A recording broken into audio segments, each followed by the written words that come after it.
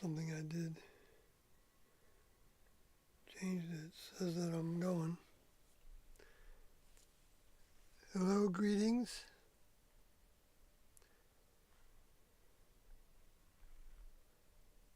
We're going to talk about the tape that we heard that I talked about in the last stream. That's audio 627 and 628, in which Joe talks about the title of this stream, Overcoming Separation from God, which is the same thing as saying overcoming Lucifer and his angels.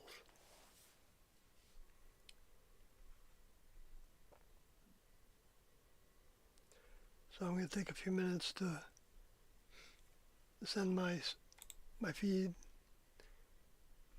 to different places, as I do.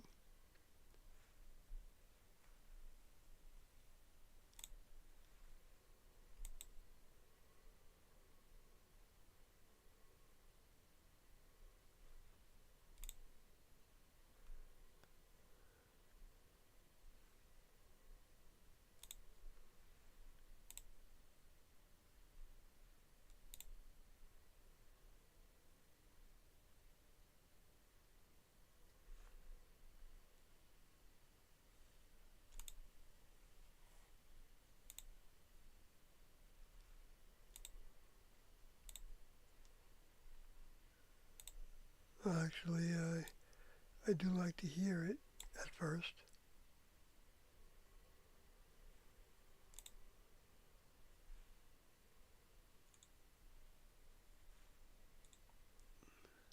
I think I can hear you clicking. Yeah, can.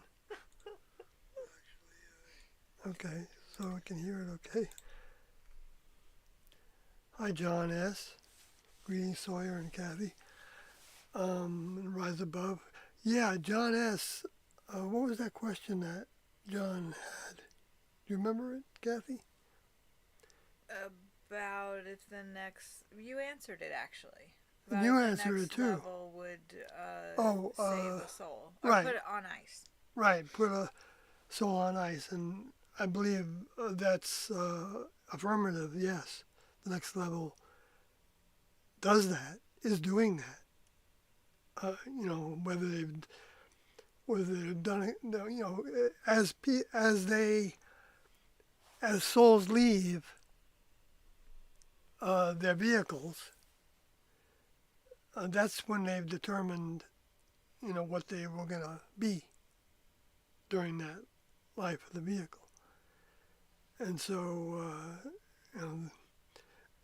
I'm not saying that they don't have an idea for those that are not in vehicles. I mean, that are in vehicles now.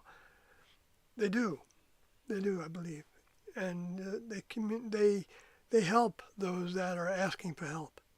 So anyway, it's but for any of us, we shouldn't assume that. I mean, it's just not the way of a next level member to make assumptions on what's gonna happen to our souls.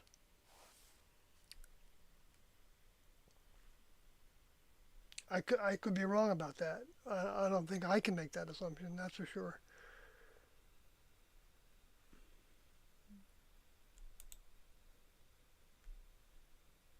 Okay, so I've got to share this. I've got to share this. Yes, that's right. Sorry.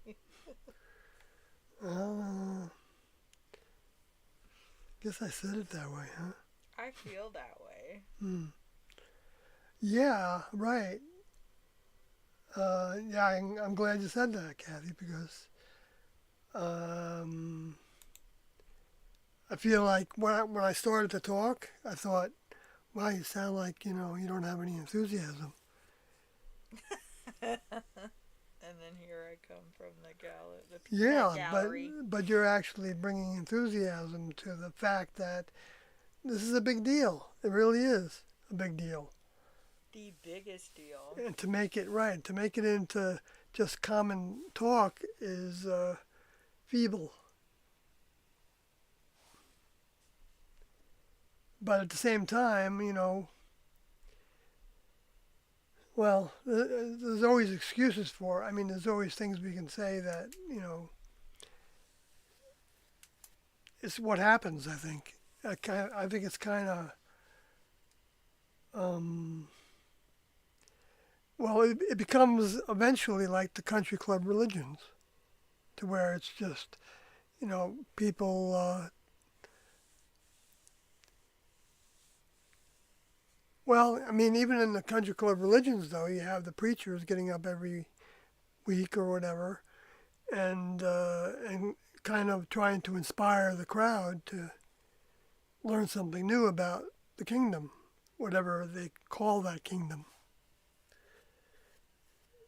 So I think that's appropriate enthusiasm, but it becomes old hat, and that's the problem with the religions. That's one of the problems. They become ordinary.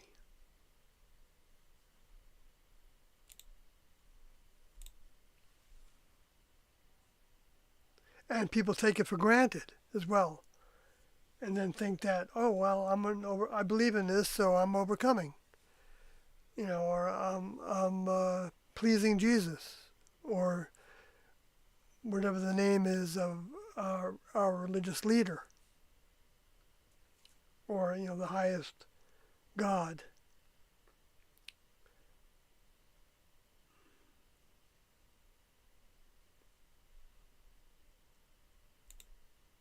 I think I did that already. Oh well. So I guess Facebook got two links.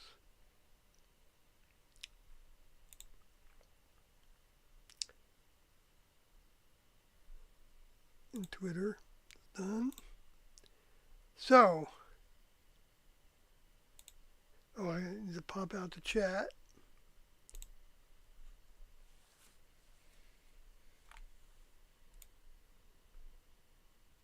I rise above. Set it to live.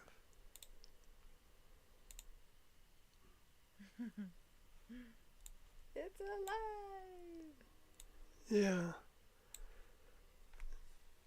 And Rise Above says, I was asking about being put on ice after reading some Heaven's Gate material.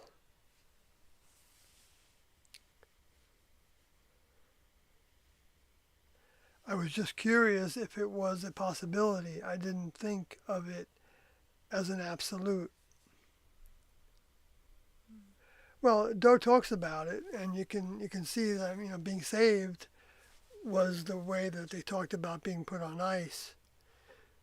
Even though what the actual happens to that soul is still something that the next level is going to decide what to do. Whether that soul has grown enough to where they want to give it an experience in one of the vehicles that they make for beginners,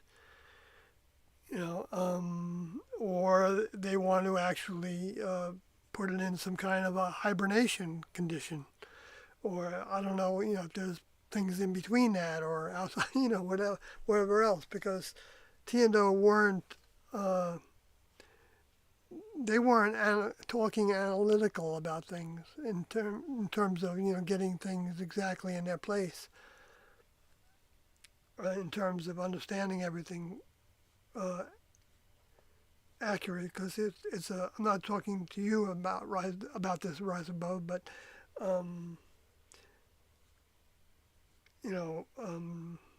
like Doe had said on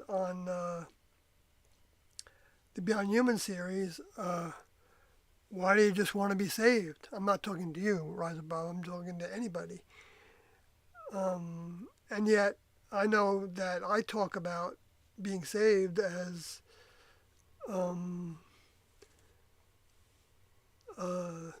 goal, in a sense, because I don't feel like I'm qualifying to actually become a member of the next level on the craft, and have an assignment of a next level vehicle. And so I automatically project that out to people. But if I was really going to talk about what Doe was talking to, he was talking to those that were also inclined to um, try to get on board that spacecraft, and trying to graduate. And it's a process of working for Doe, you know, being in service to Doe, and asking and starting a talk with him to where you're and studying his material and doing the tasks that he gave us to do, of being willing to stand for him and he as the individual, the representatives that came from the kingdom that created the earth and its life forms, and stand for him in a way that you accept the consequences of doing so, and maintain that stand until you leave the vehicle.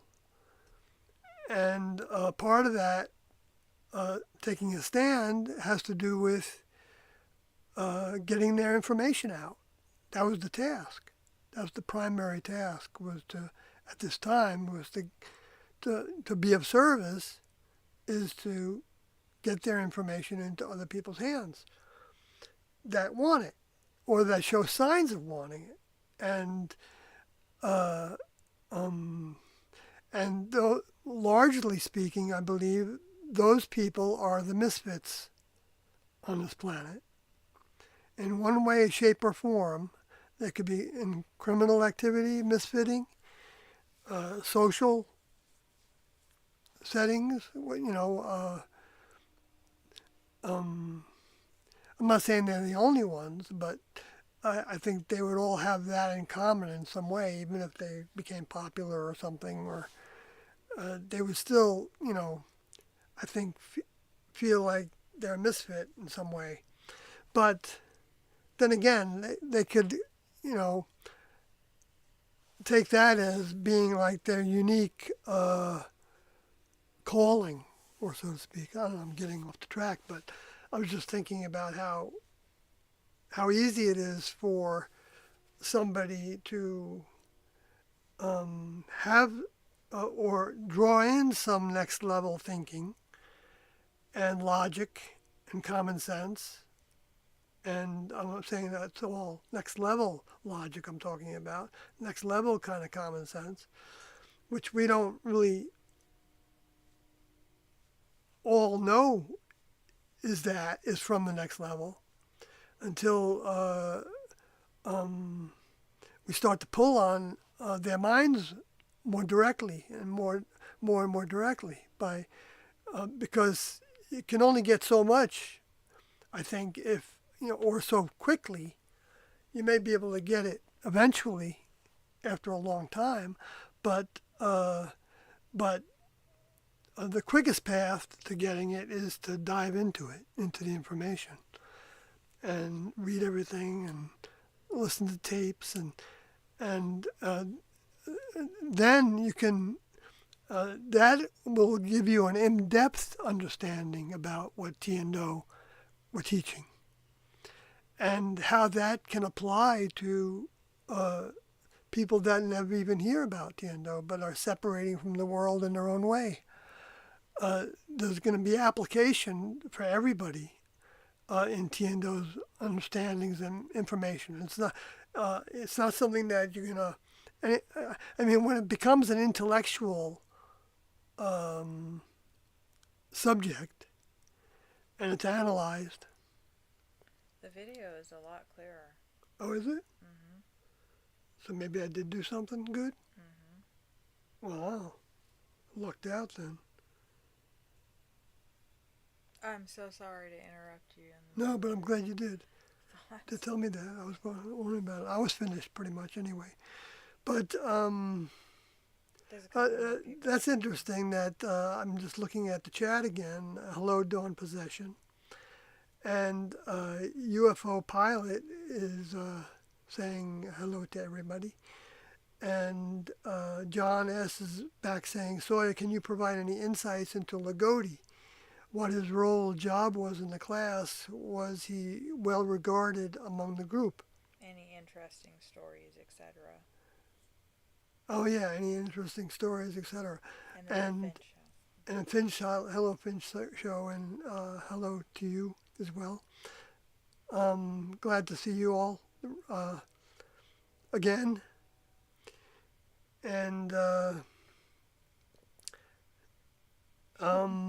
so Lagodi, yeah. I mean, you said that, and we just listened to Lagodi on the audio tape that I've got listed there on my screen. The notes from the audio 627, 628 from October 21st, 1991, with Doe's written statement.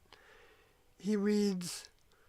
Okay, now I'm just that's my title there for that reading what Doe said, but in terms of Lagodi, I I'm going to give you. You said insights, so I'm going to speak from my opinion, and I'm not going to say that it's correct, all correct, but I mean in terms of being accurate in Doe's mind, but.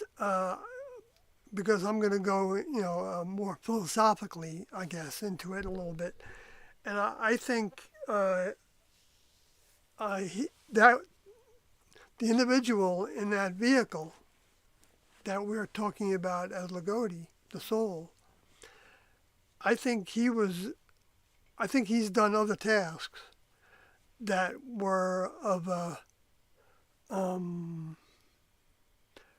more responsibility in them in the past.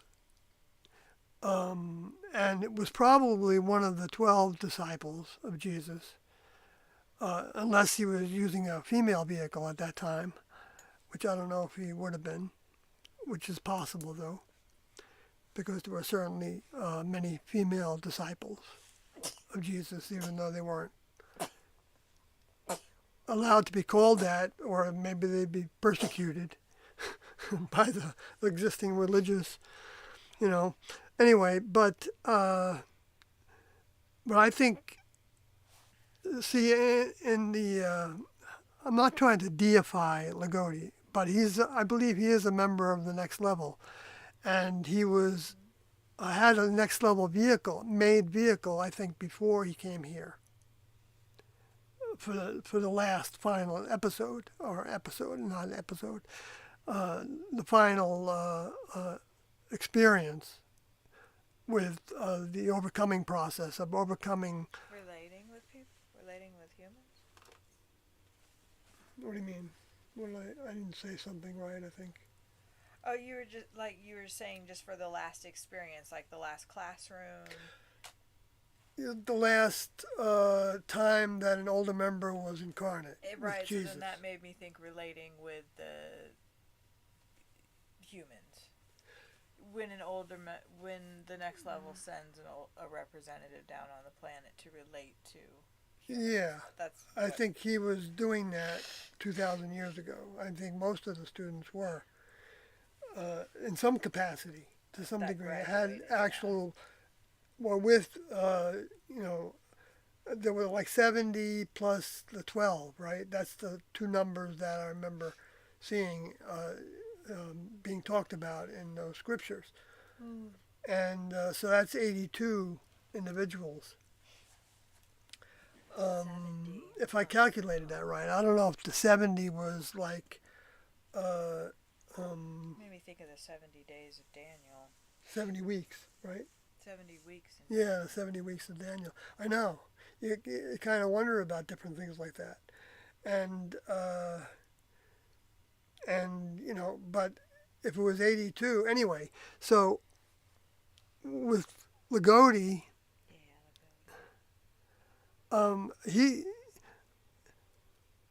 Tiendo talked about how different souls that were returning to actually be of service to Tiendo while they were incarnate, which all of them would be, all of the souls would be returning to be of service. Okay, because that's the way a member of the next level operates. That's what they want to do. That's what they thrive on, having tasks. Okay, so I think so in Lagodi in particular, he had in the human vehicle that he took um, was successful financially, and he was a ranch owner, raised horses, which is to me very interesting because of horses being the primary way that uh, um, vehicles that were being prepared to be members of the next level vehicles, you know, for the returning souls, were depicted as like horses. And so I don't think it's an accident that he became a horse farmer, you know, a rancher.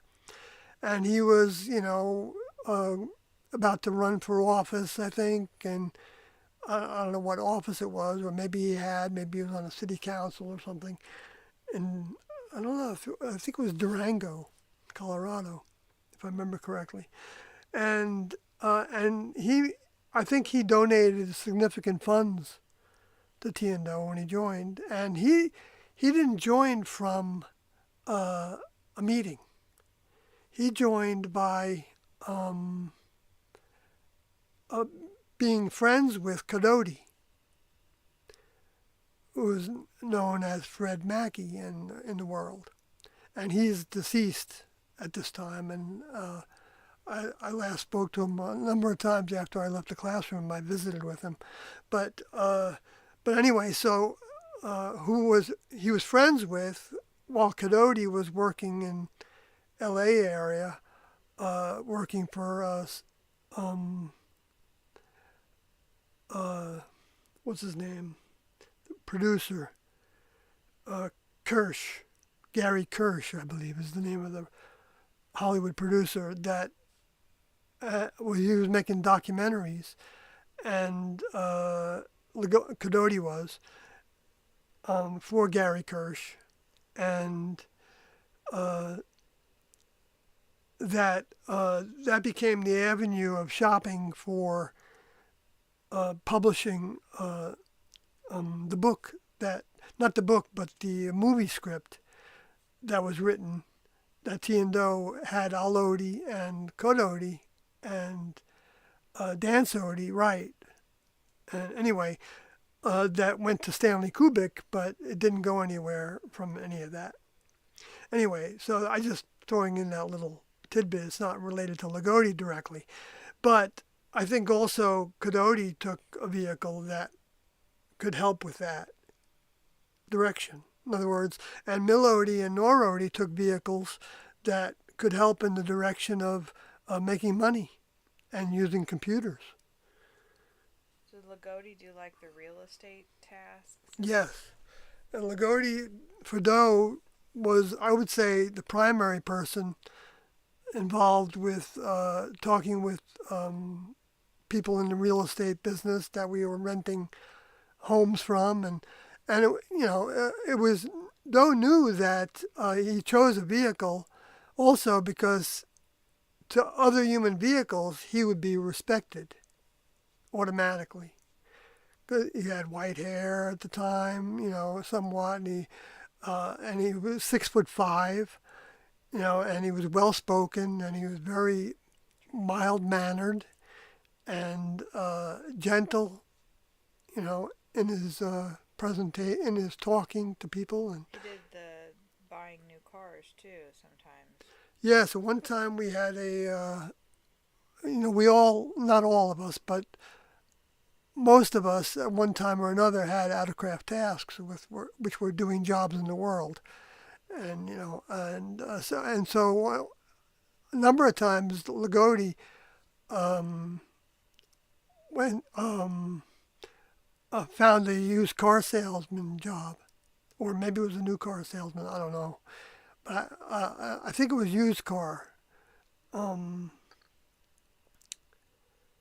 but really, I could be wrong about that because he had several jobs. I think one job was in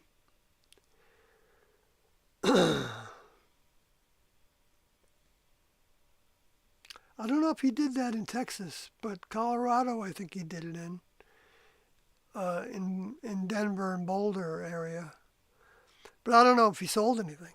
I don't have that information because that wasn't my task to know that. And we certainly didn't chat with one another asking questions like that. Well, didn't. I'm probably wrong about this. But didn't we hear a meeting where Doe was way back when, because T was there, uh, and they were talking about overtime, and they didn't want you guys to do too good of a job because they didn't want your employers holding you back for overtime, and that Lagodi had been doing too good at something. Oh, Lagodi was? I think it was Or was it Lagodi and Arthody or selling Alex cars. Oh. I thought it was Lagodi and selling cars. They wanted him there on the weekends or something. Oh, right, right. I'm probably wrong about that. No, though. I think you're right. I think that was true. That happened to a number of classmates. Uh, and, uh, and, and, and T&O didn't go for it. Yeah, they didn't. They didn't want that. They didn't want us to be working so hard to make more money when we needed to be focusing on our lessons in the class. Yeah, that's because the boss liked how much money Lagodi was making. Yeah. For him. Yeah. So that was another thing. When I was Lagodi's partner, several times, usually for short periods of time, though.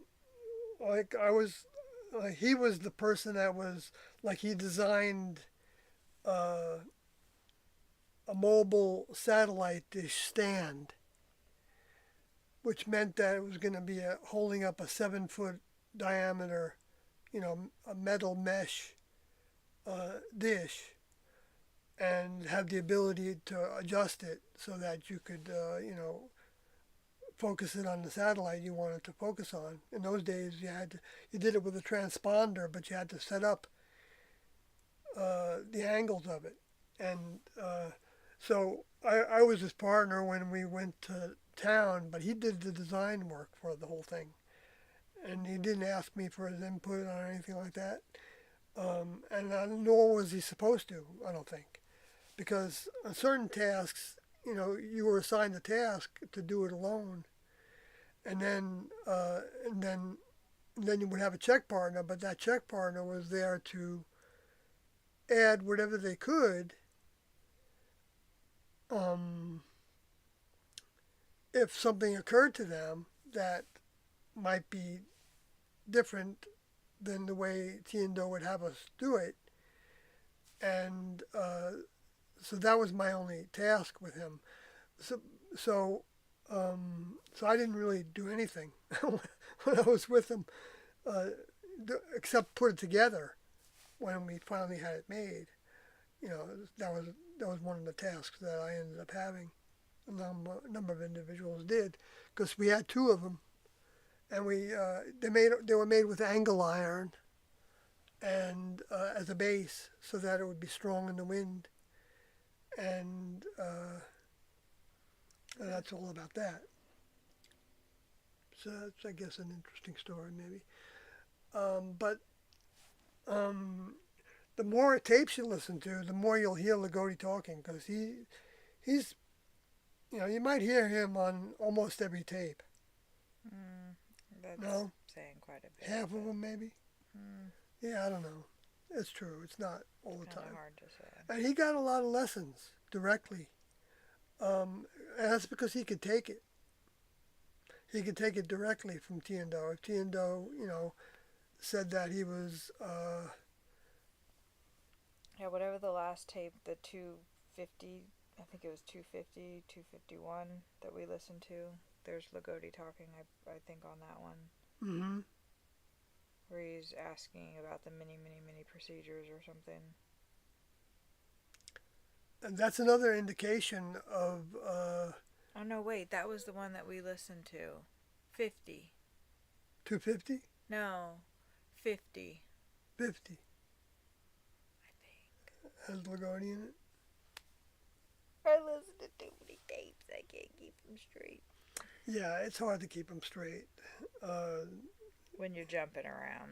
yeah, we jump around when we listen to tapes, and even though for a while uh, we were going one by one, Well, we still are. We're just yeah, we stopped yeah. on 251 I and think it's good to be jumping around though, because there's certain things that we can talk about here now and can think about that are more relative to what's going on in the world than what was happening in the classroom at the time. mm-hmm.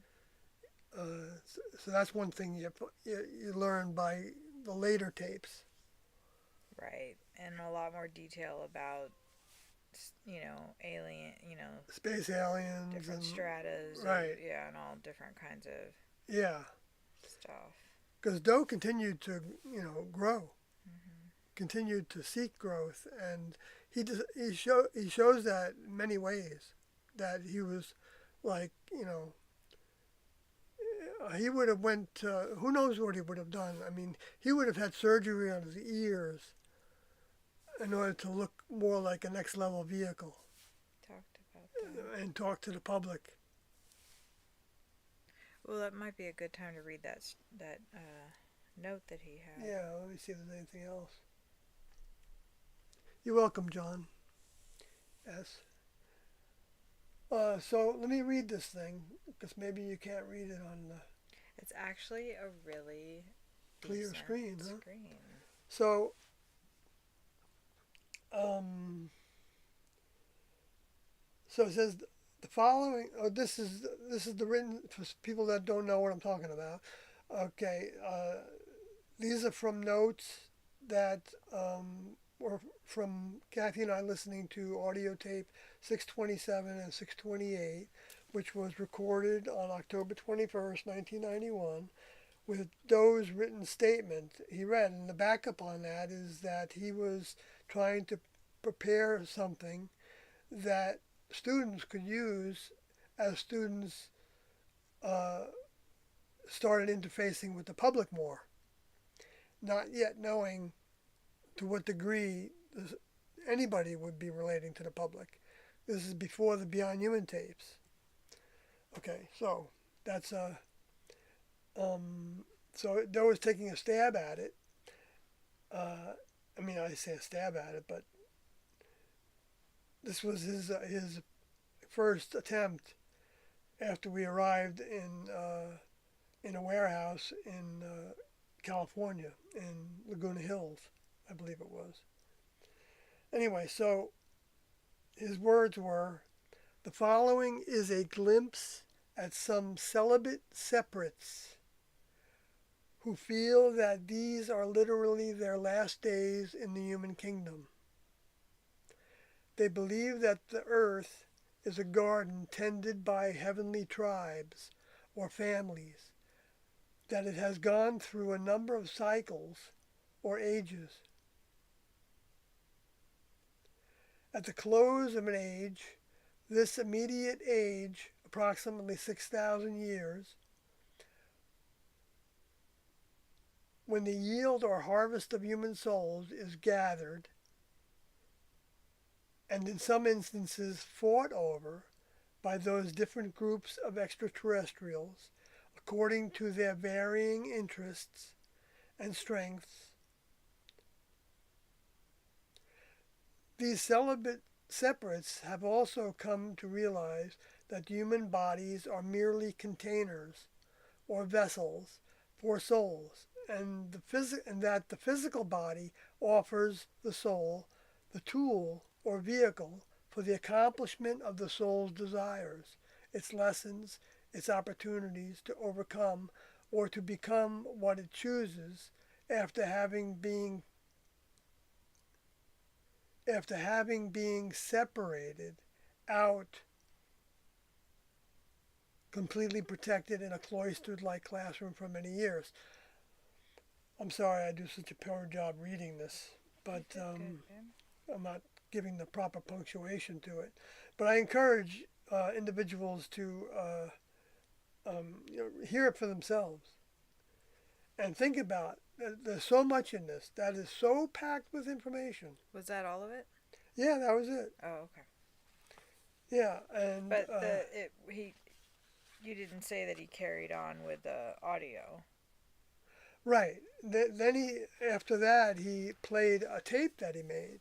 I talked about in the last stream a little bit, and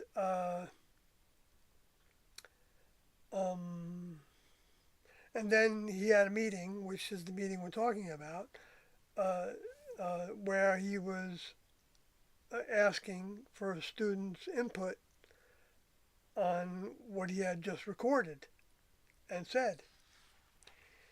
And a few students respond to it, and he talks about that and a lot of and other things throughout those. It's one tape actually, but it's in three sections. I think it is Two. two. Oh, but there were pauses, right?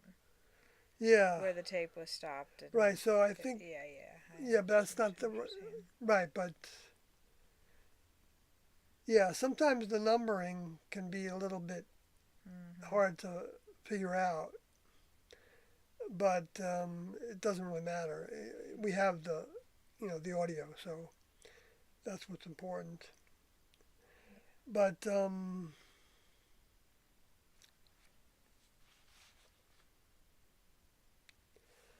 I don't know. I guess I could go on to the next part of that tape. There's nothing else happening in the chat. It seems like. So let me do that, but I have to move it, Mm. or maybe just talk a little bit about that first, Mm-hmm. because he's saying this is a glimpse of the class members, the celibate separates, and separate.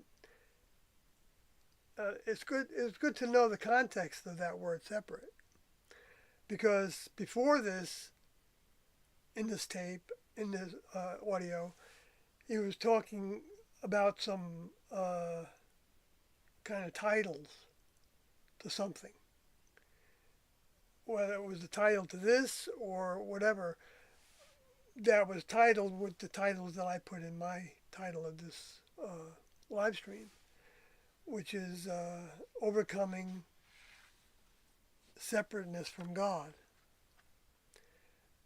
which those talks about as being the equivalent as saying overcoming Lucy and his angels, his many angels. And so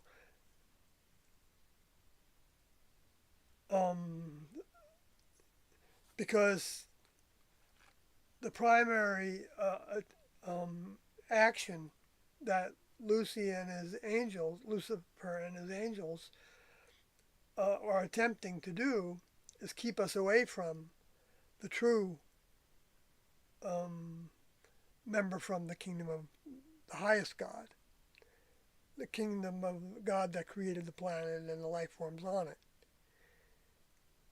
Uh, which we believe, those of us who believe in Tiendo, um, are Tiendo.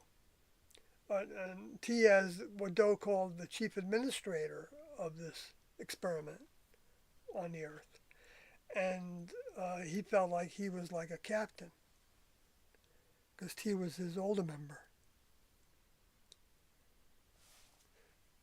That's the structure in the next level. It's older members and younger members. They don't have like generals and then captains and then majors or whatever the order is, and sergeants and privates and although there's different experience with and there's different vehicles that have more capacity to do more tasks or do certain tasks in different ways and um, that have more and more responsibility associated with them.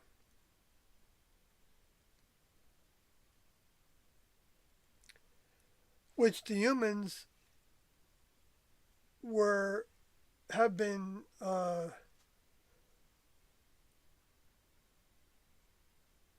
influenced by, because humans were created in the image of the next level members.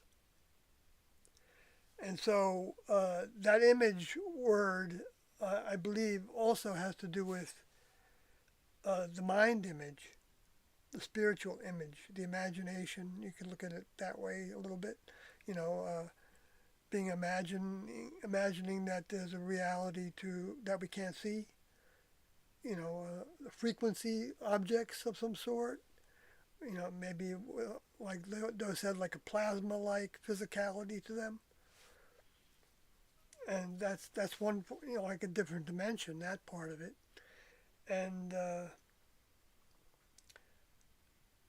but anyway, so the overcoming process, of course, is outlined in Junodi's document that she wrote as a task for Doe.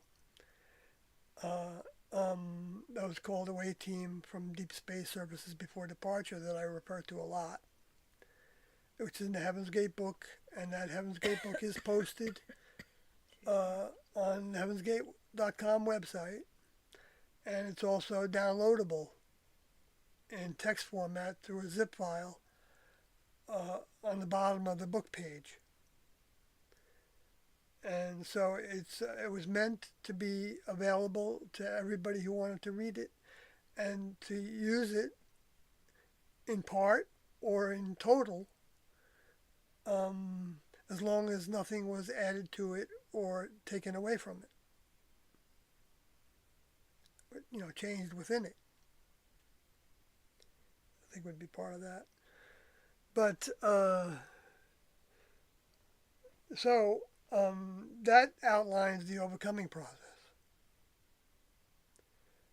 and that these vehicles are our tools and vessels, like Doe said in his statement, for accomplishing learning those lessons, learning how to control our human vehicles, and move them into more and more of the behaviors and ways of members of the next level. So, which is, you know, encompasses a number of things, which you can see in the Heaven's Gate book as the major offenses list and the lesser offense list and the 17 steps that all describe, and everything they talked about within that book. The number of students wrote things in the book, and they weren't under the control of Doe. They were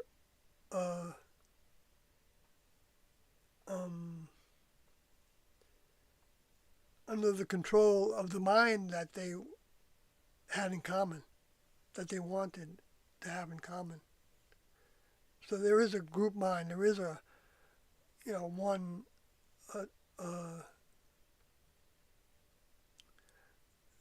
links, you know, that every member of the next level, every older member of the next level, is a link in the chain to the Chief of Chiefs.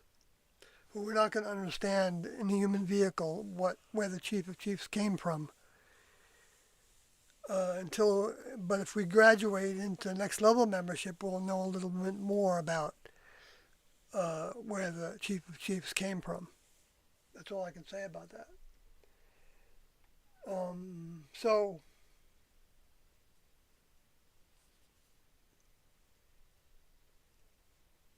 Kaiser Soze, I don't know what that word is. He says, do you understand what you are doing to families that suffered? Oh, I see. Okay, yeah. No. Well, what's he doing to families that suffered? Yeah, I'd like to know what you think I've done to families that suffered. Do you know them personally? Have they I'd like to told you? know if you know somebody personally that suffered because of what I'm saying.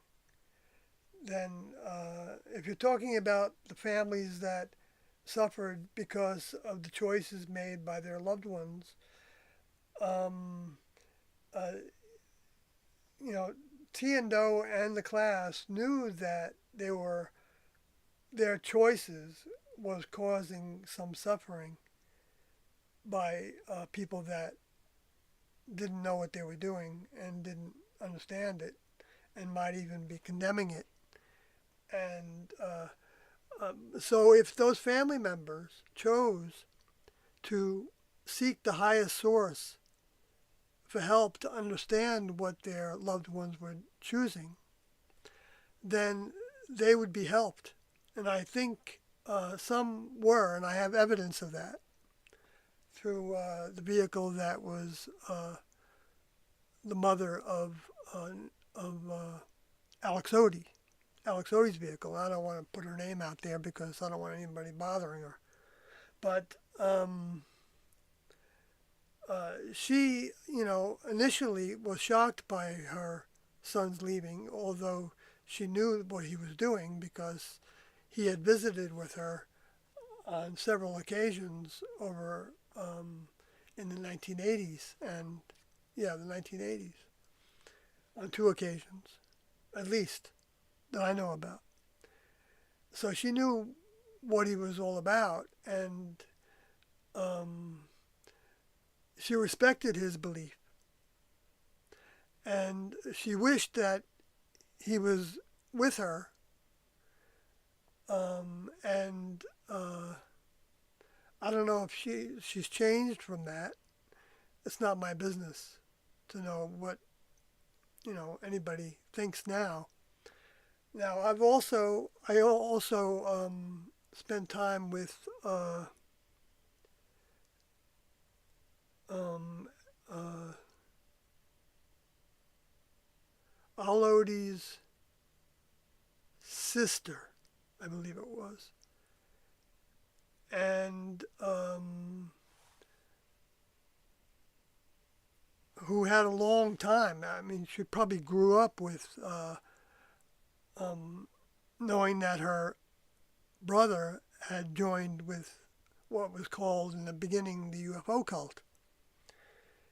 And so she had more time to accept his choices, and so she was like fairly positive. It seemed like when I met with her in 1994, 5 or 6 or 7 or 8 it might have been. I don't know exactly when it was. I'm not really tuning into that, but I'm pretty sure it was after they left.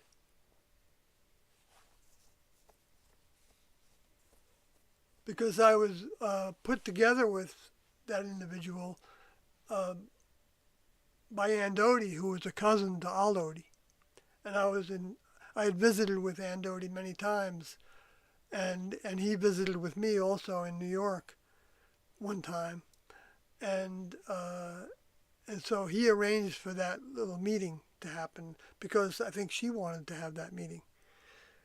Anyway, I'm just giving you my own experiences that I know that some of the ones that joined in 1994 were certainly presenting a difficult task to their loved ones by becoming part of the group and then disappearing, because they were cloistered for that time after they joined, like we were after we joined. And it's also a wonder that in a that you know we can be so brainwashed, all of us, by by thinking that certain things are right or wrong that are not cut and dry like that.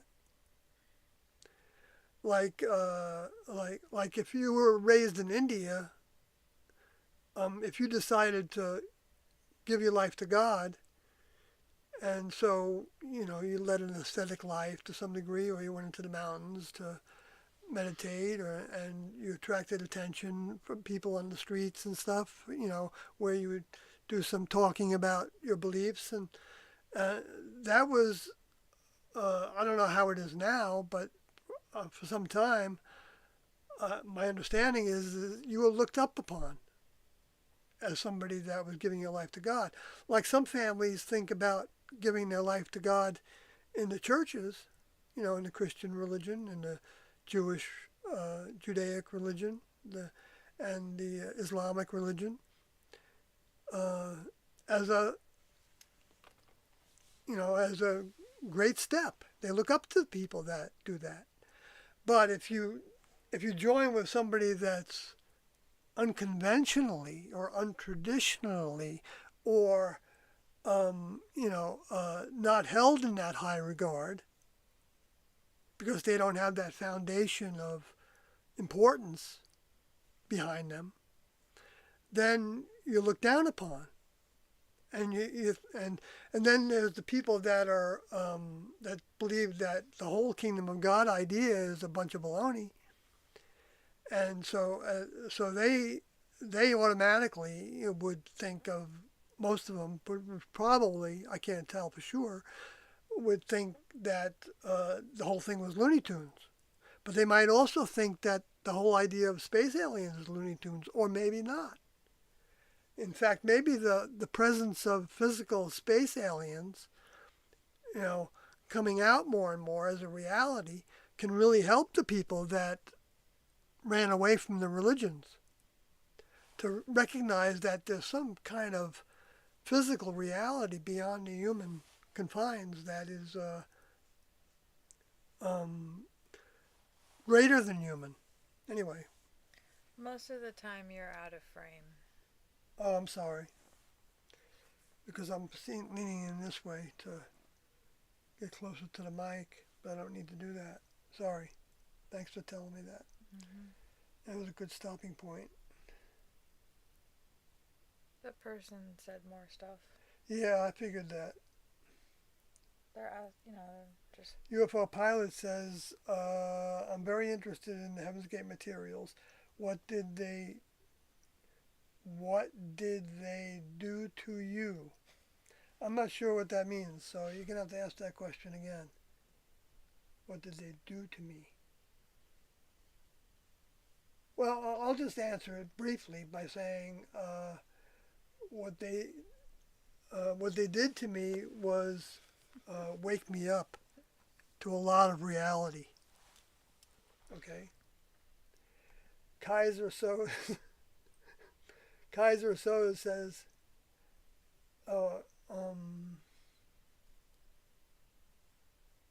I'm sorry, I'm a UFO pilot. I don't mean to be rude or anything. I just,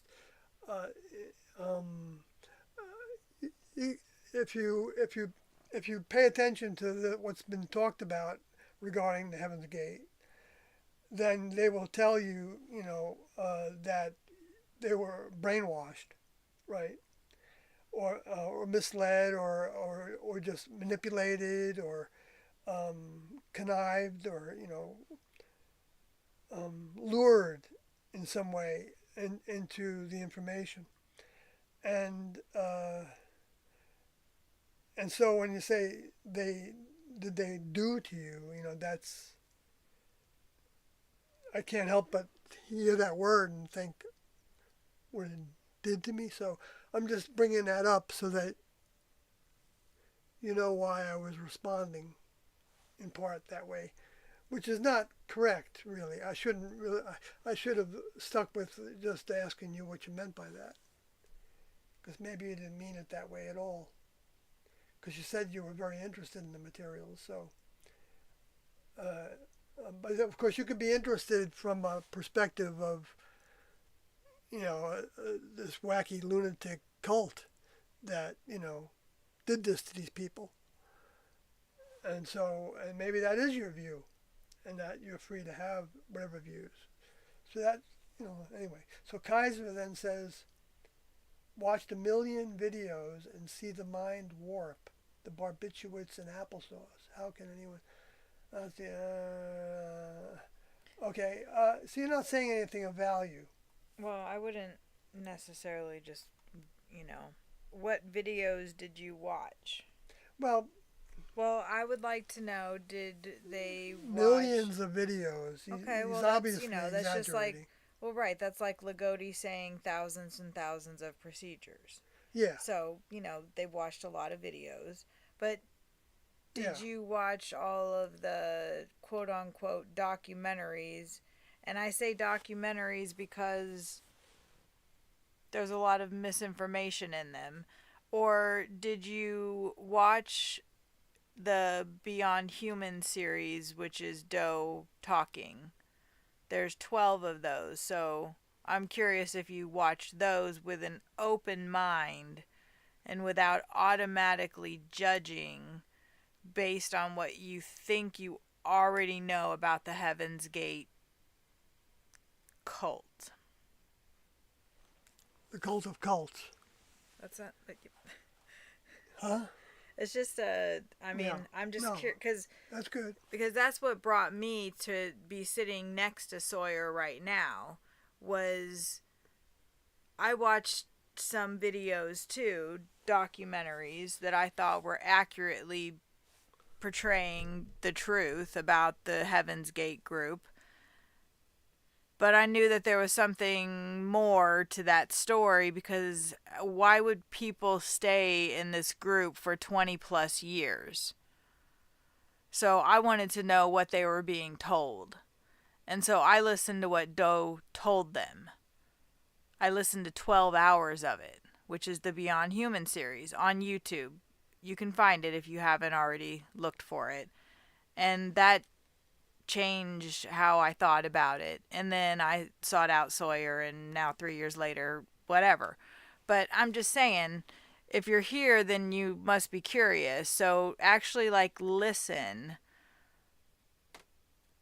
And then you can maybe understand why barbiturates were in applesauce and people, those 38 individuals, decided to do what they did.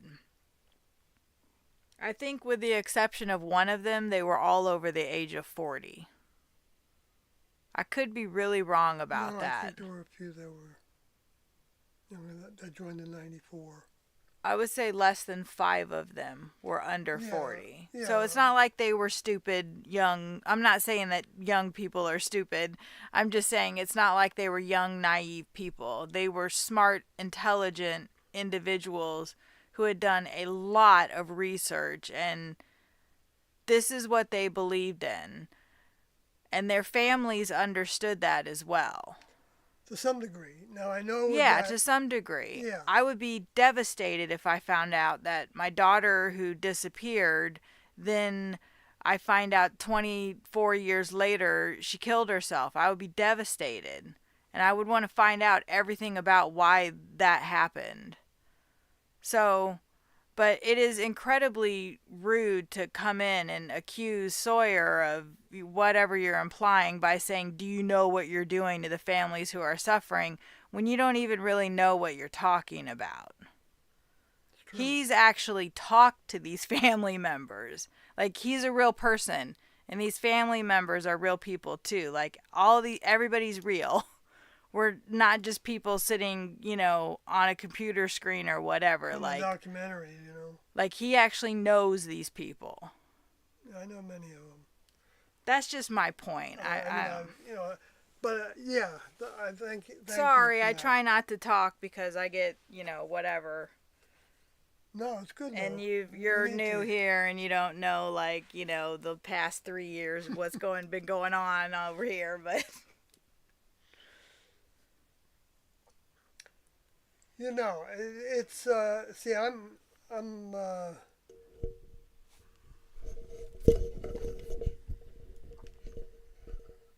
well, I'm not going to stay on it very long because I can't defend myself to somebody that already has decided that there was an atrocity. There's no atrocity. The medical examiner said themselves it was a peaceful environment, and they didn't see any sign of struggle, and they didn't see, and it was 3.5 years. No, 2.5 years, or 3 years, or more actually, while we were thinking about leaving in the way that you described by taking a barbiturate to put our vehicles to sleep. See, we knew that our vehicles aren't us. there is actually the reality to a plasma-like container that the creators give to certain vehicles to help them grow as seeds to grow. But if they never pull on it, then they never grow and they never learn more and they never actually recognize that reality. And so that's one thing. See, I knew that when I joined in 1975, but I didn't know the details of it. I just knew that there was uh, a lot more than any humans have compiled about our reality. And that's a fact. And that can be proven, but it's going to be the person that experiences it more and more that begins to see the proof. It's by our actions and what we draw to our attention, what we accept from what we hear on the media. See, I say that Kathy was a thirsty soul that had explored a lot of things before she became aware of the Heaven's Gate story to a degree to where she wanted to find out Yeah, I was more over about 40. it. Right, uh, and uh, and so she wasn't a naive person by any stretch of the imagination in life, with subject matter or with social environment, with a career, whatever whatever it was. That, but and I wasn't either when I joined in 1975. I'd been living on my own for 5 years at 24 years old, and Hitchhiking across the United States. hitchhiking across the United States and meeting all kinds of people, having all kinds of experiences, uh, investigating all kinds of spiritual ideas, and trying to homestead in Canada in the mountains, and trying to, if I was going to eat meat, I was going to learn to hunt it. That was kind of the ideal I had in my head. And so I would try to go out and hunt deer, and they would smell me coming, I guess, and so they they never got between me and a rifle. But but so I mean, I can't. I'll never justify to somebody else um, that doesn't want to grow, to understand more. Well, you can't justify somebody else's choices. Right, right. And you can't live by your loved one's choices. I mean, it doesn't make any sense. Maybe you're somebody that grew up in a family and you wanted everything that family offered you, and you stayed. If the family said that they wanted you to become a doctor, then you became a doctor, or wanted you to become this or that, or successful in this way or that way, then you went in that direction. Or society, if you embrace society, but uh, but that's not a path that some people want to take. Even from an early age, there are some people that they don't know why necessarily, but they don't want to do anything they're told or supposed to do. And they don't want to climb the corporate ladder to become successful in the eyes of, or join a seminary to become a successful priest in a religion, or a teacher in a university, because they have other things that are on their minds that they just don't relate to that as being something to put their energy into at that time. Doesn't mean that those are wrong things to do. It just means that for some people, they're a misfit in what the traditionally successful society has become. And if you don't see all the ways that that successful society is broken, and no Donald Trump's going to fix it. He may fix some things, he may help with some things, but he also may break a whole bunch of things at the same time. I'm hopeful that he'll do some things that the next level would have him do.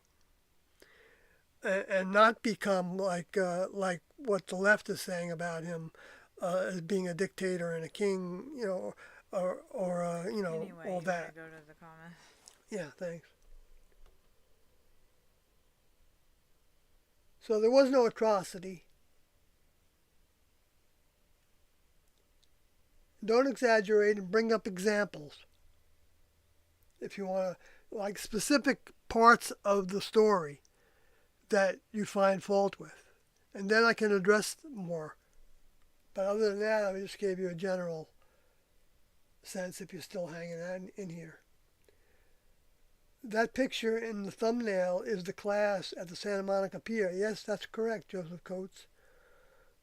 And that was taken out of this newspaper that I have from that time period.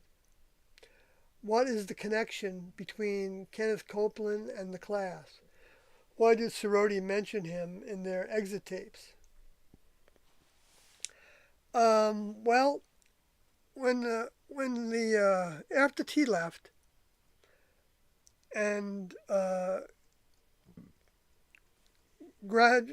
Doe started different projects.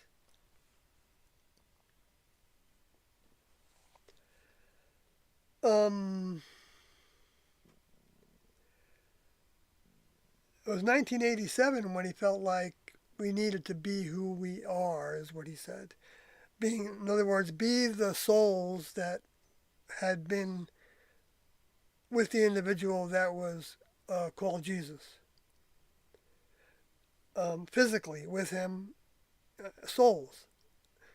Okay, so Doe said to them, that's what he felt like he was getting in his continued communication with T while T was outside her human vehicle.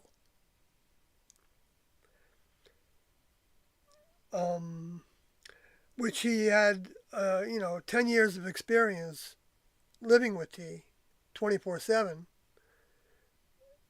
to learn what, who T was and recognize that T was his older member, or in the old terminology, Heavenly Father. So anyway, but he didn't know who he was going to try to talk to, who we or he were going to talk to. After T left, right. After T left her vehicle. And so he started to explore two different subjects. One was the way that Christians think, and the other one was appealing to the conversation and the terminology that the UFO community had developed into. And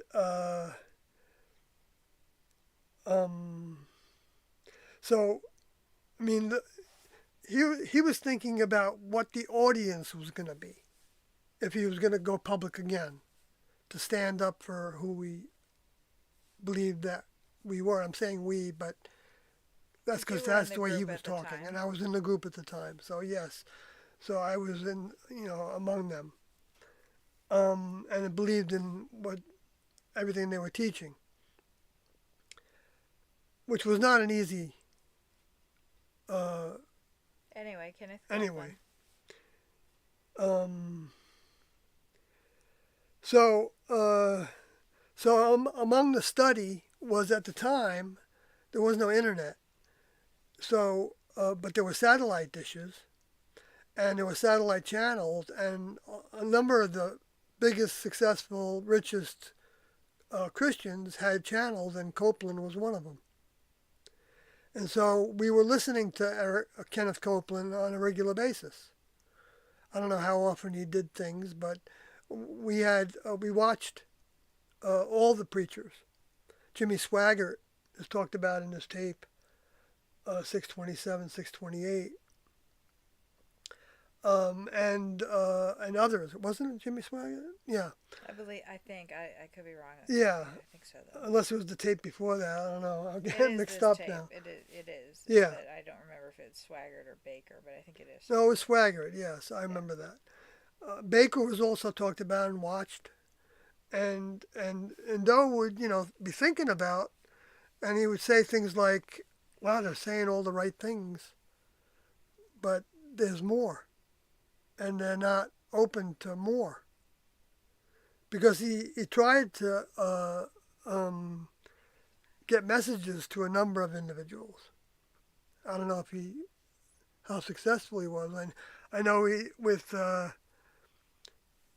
like the UFO subject, he had Dan Sodi do a task, and I was Dan Sodi's partner one time when he called Whitley Strieber to talk to him about to see where his head was at in terms of the information that we had, without necessarily knowing that we were the UFO cult. I don't know how Dan Sodi originally talked about it, but I don't know if anybody went to Kenneth Copeland. So that's the only, sorority mentioning him and also mentioning, um, They might have sent tapes to him.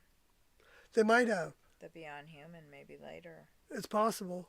I don't know if they sent tapes to him or not.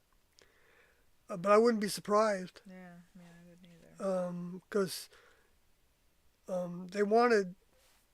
I know T and Doe tried to go to Billy Graham or in his office and and I guess he wasn't going to talk to him.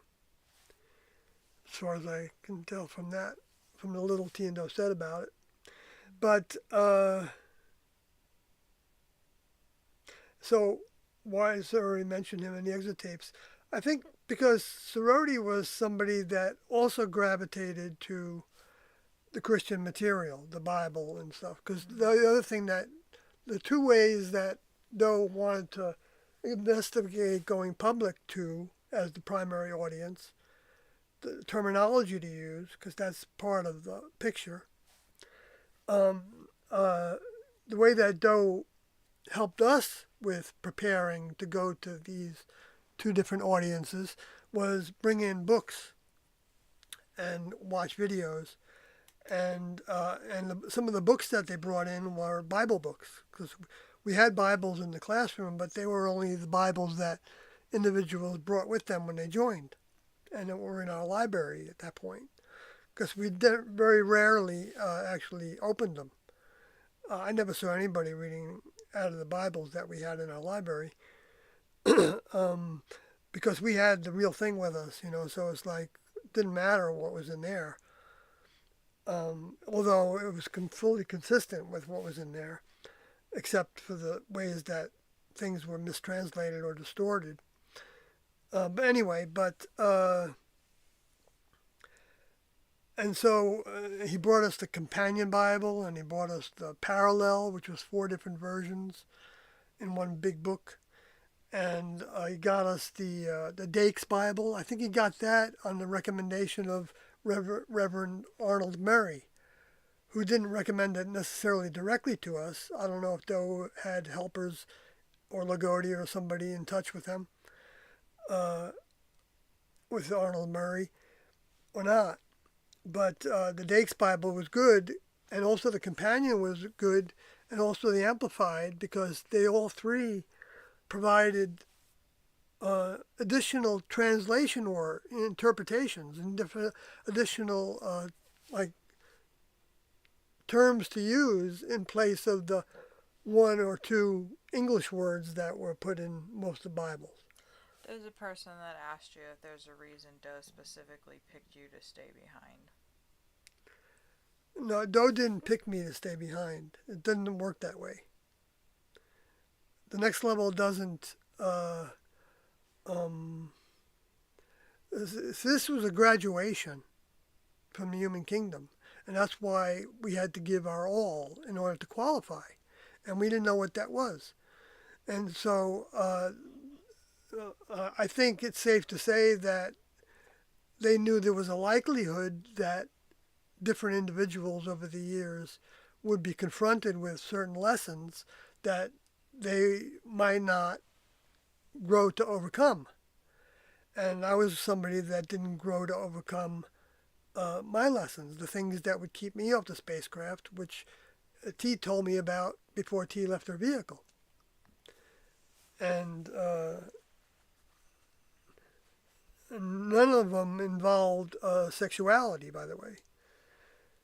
So anyway, whatever that's worth, but The main point is that nobody was left behind on purpose. right, nobody was left behind on purpose. That's right. And then one of the tapes from 1996, Doe states that they're not leaving anybody behind to do anything. And if any of the students were going to convince themselves of that it was Getting off track and going down the opposite road if they continue on that. Yeah, so it's you can hear him say that himself yeah, see, in one of the 900. I am so thankful that I have a partner, Kathy, that is interested in this material and continues to learn from it the same way that I do, but she didn't have that personal experience. So it's a, it's a blessing for anybody that comes to see this material as kind of like the most interesting story that you can imagine. Even though we all get attacked by influences that would have us, see things in, well, I believe, distorted ways. And that's part of the overcoming process. When we have those attacks from the lower forces, from those space alien souls, directly or indirectly, the way that all humans have attacks from them directly or indirectly, I believe. I believe Doe and T spoke to. Then we every time we overcome, like, let's say you overcome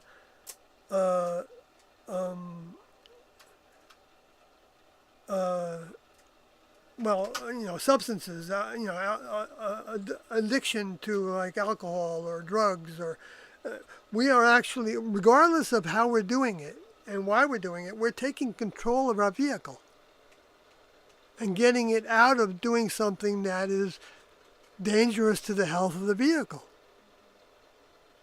and dangerous to the mind of the vehicle, because depending on what it is, and the energy level. I mean, the energy level of embracing T and Do's information has to be pretty high, I think. Or maybe high is not the right way to say it.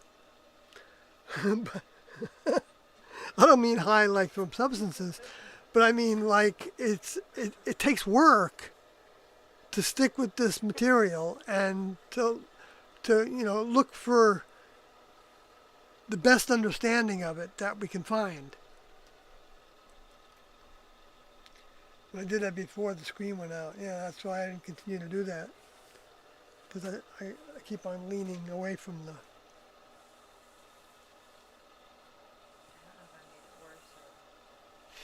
So that picture, okay, yeah. So, let's see, what else? Oh yeah, and UFO pilot was adding some clarification. Sorry, I skipped over that because I thought you might want to answer that before that person left. They were saying. Oh, I see. You were referring to what Kaiser some said.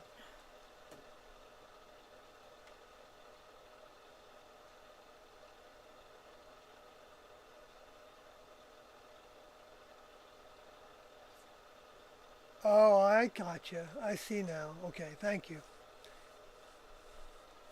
Okay, so thanks for that clarification, UFO pilot. And he says, yeah, sorry, so I was responding to Kaiser when I said that. I was asking what he did to him, her. Yeah. Thanks.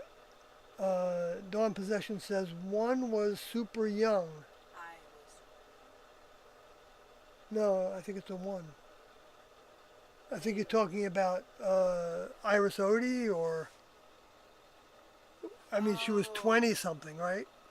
Well, what about about Vern Odie? Vern Odie was young. 20s? He was in his early 20s too. He had been Maybe in the that's military though.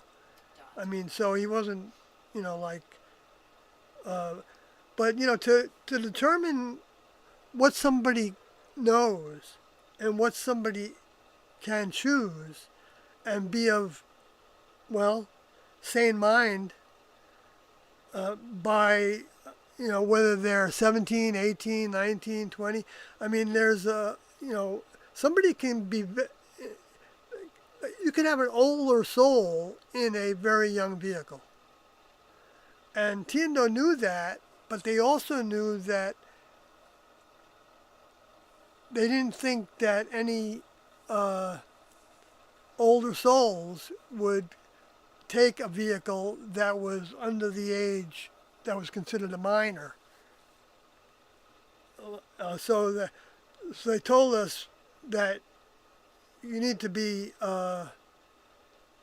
because you need to have a certain amount of human experience before you can choose to leave the human kingdom in any way, shape, or form.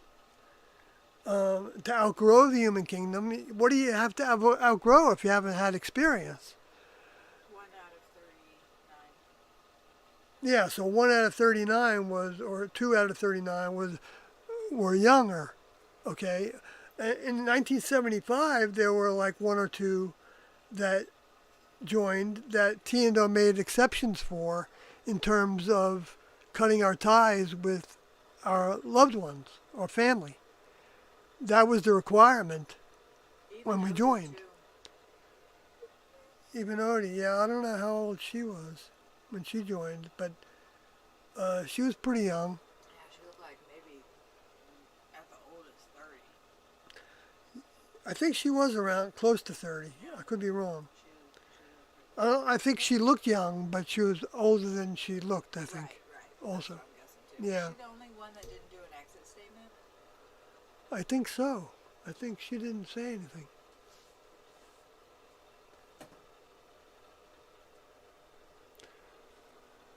Right, so, I mean, nobody was required to do an exit statement. No. I just was.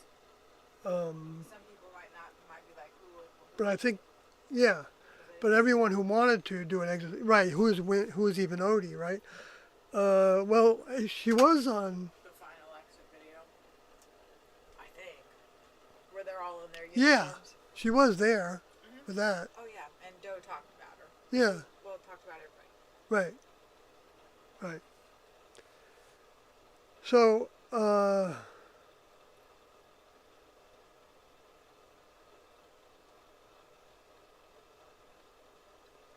yeah. So Bob S says, "Is there a reason Doe specifically picked?" Oh yeah, sure. I read that one already. So no, he didn't pick me.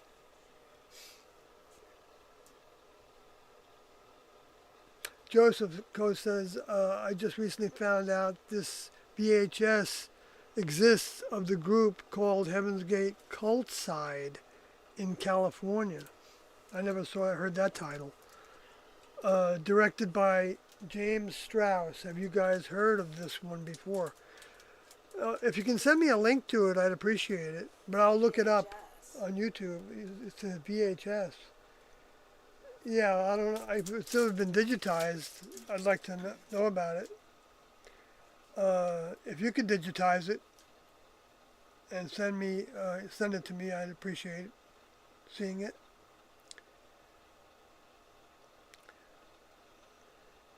But I don't want you breaking any laws on that score. UFO pilot says, maintain the vessel to serve the soul. Yes. We were always given instructions to maintain the vessel to be as healthy as it can be. And of course, in the beginning, it was whatever T and Doe designed for us. And if we didn't want to accept those things, well, if that caused us to want to leave, well, then so be it.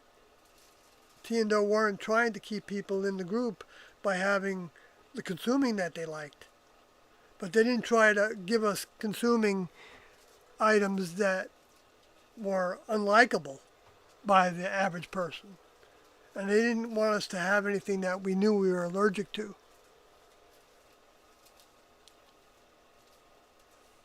And so they would constantly adjust the diet until the Transfiguration diet came around, and which Doe put together after T left, and started different regimens with the health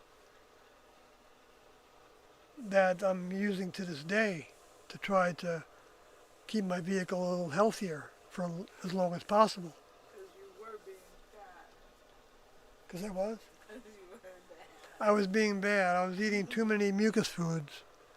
Too much pasta, too much rice, too much egg, too much cheese, too much dairy, too much coffee. All those things that our vehicles like. Pizza, right. Too much bread. Oh yes, that's a big one. Too much bread products.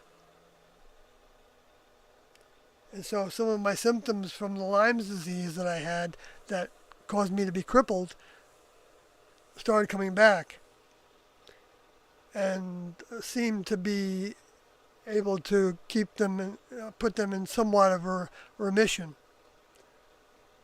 Using cayenne pepper again, which is therapeutic use of it, which is not a simple thing to do because it can, also have a detrimental effect on us if we take too much too soon and don't follow it with food on time. Anyway, if you want to know more about that, ask me about it and I'll talk about it. But the Transfiguration Diet book is still available on the internet. And I think you couldn't have a better investment. I don't have anything to do with the sale of it or the ownership of it. Or you can get it on Amazon. It's it outlines a diet that's probably about the best health diet that you could probably find. Not that other people don't have parts of it, and even all of it. I think probably any of the natural medicine people, especially, that are using diet for health as much as possible,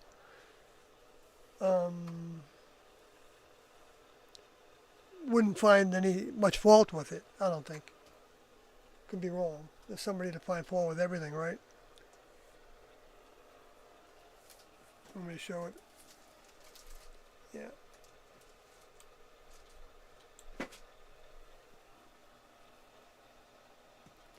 Hold that up for a second. And this is what the cover looks like.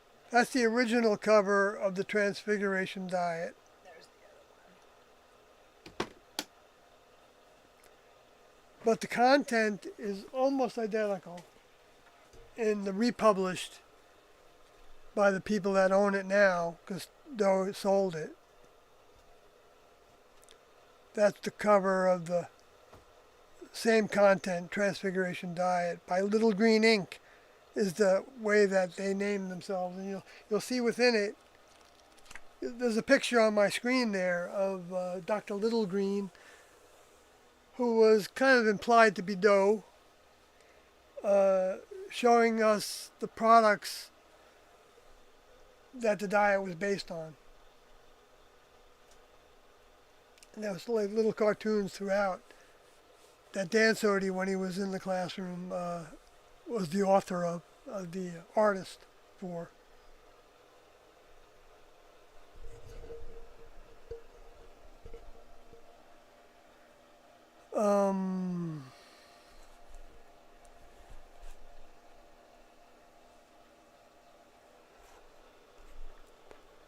All right. So, let's see if there's anything else in the chat. Back to that.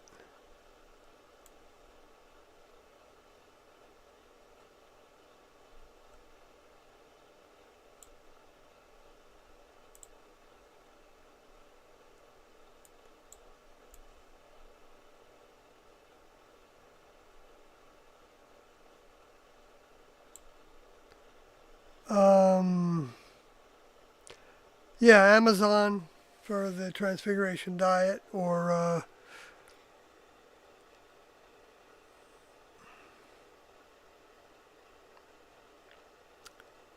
that's probably the best place to go for it. Yeah, that's where Kathy got some copies. She had to pay $14 for hers. What's that? Like, I don't know. It's somewhere Yeah, around there. It should be that less than 20. should be less than 20. I don't know if it'll be an original copy or or a used one.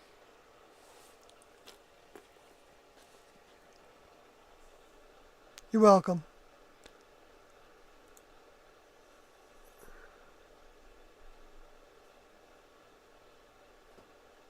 Yeah, that cayenne pepper, that's something else because it like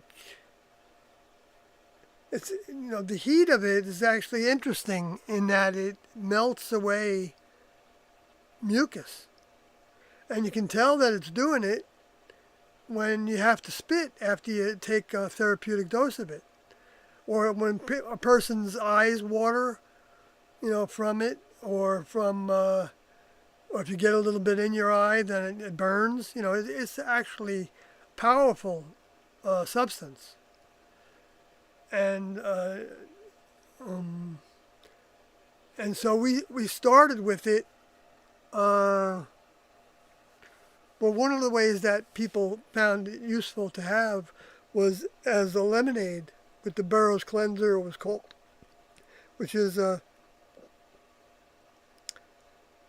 when we were on a liquid diet of being just a lemonade and water. Uh, we were making drinks out of 8 ounces of water, an ounce of fresh squeezed lemon juice, and an ounce of grade B maple syrup, or grade C actually at the time, but that's been changed now to, I think, grade A, being only one grade, and different different colors, or darkness to them, amber and whatever. But you just want the maple syrup that's got a lot of the minerals in it, because that's where you get your mineral needs.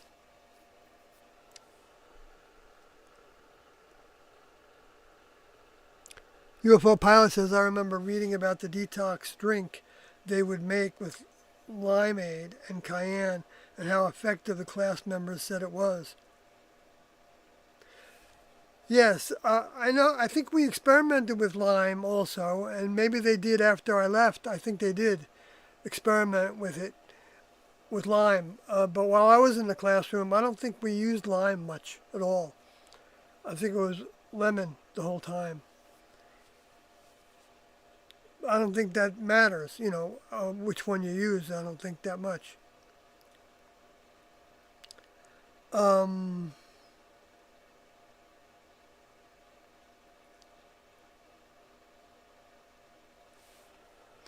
yes, because what Doe did, uh,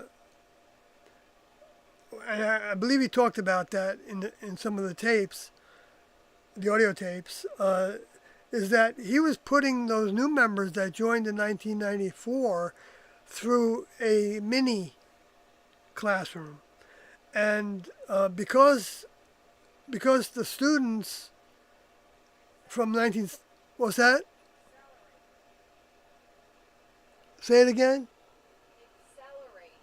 Right, an accelerated classroom, uh, like condensed, from the 17 years or so that most of the other members had been in and out of the classroom, because some were out for a while and back in again and things like that. But and and those people that joined in 1994 actually were benefiting from the lessons that were learned during that time, and the experiences that they all had in conquering certain dietary problems, and and the likes and dislikes, and and you know, what would yield clearer thinking and ruling out certain things like alcohol to be used for anything but maybe as a tincture or something, or a flavoring in a dessert. Because we also did, you know, though also felt like there was a value to switching diets. And so we would go back to having a diet that had cake in it and icing on the cake, and we made our own, and a certain amount of ice cream, and and certain amount of flesh products, cheese, and tostadas, and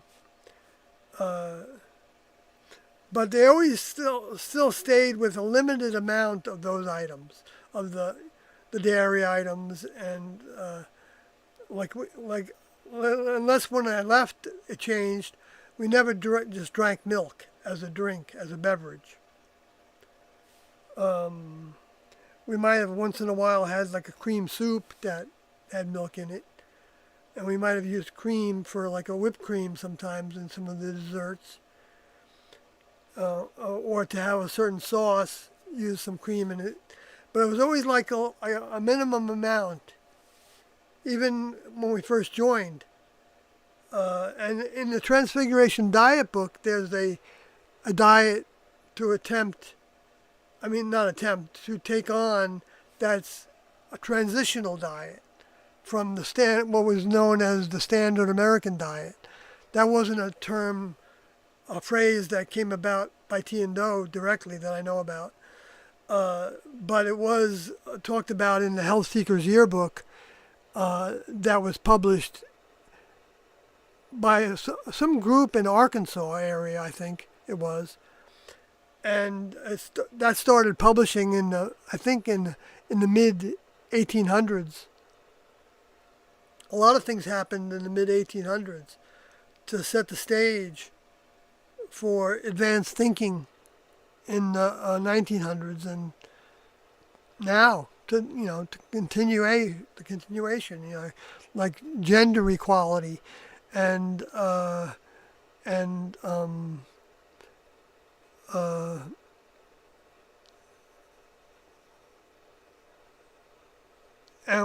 diet for health and for medicine. Even though it's interesting how the doctors that graduate out of the different medical schools, one of the things that they used to be required to learn was it was called some kind of oath.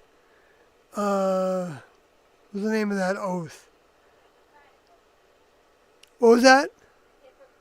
The Hippocratic Oath. It was interesting that it was called the Hippocratic Oath from Hippocrates, right? That said that you would do no harm, and that you would heal. Let food be your medicine was one of the quotes from it. Let your food be your medicine. So and then when the society was fighting against the people that were using herbs to try to keep them quiet, that was happening big time. They were trying to get rid of the homeopathic way of treating malaise or dis-ease, and that's why it was so interesting when Robert F. Kennedy Jr. came on the scene to try to become president, because I knew that he had a lot of that higher form of thinking, I believe, that he wanted to see happen. Not that he was against traditional medicine, but he was showing focus on what was called by the traditional medicine direction as the alternatives, some alternative or some quackery.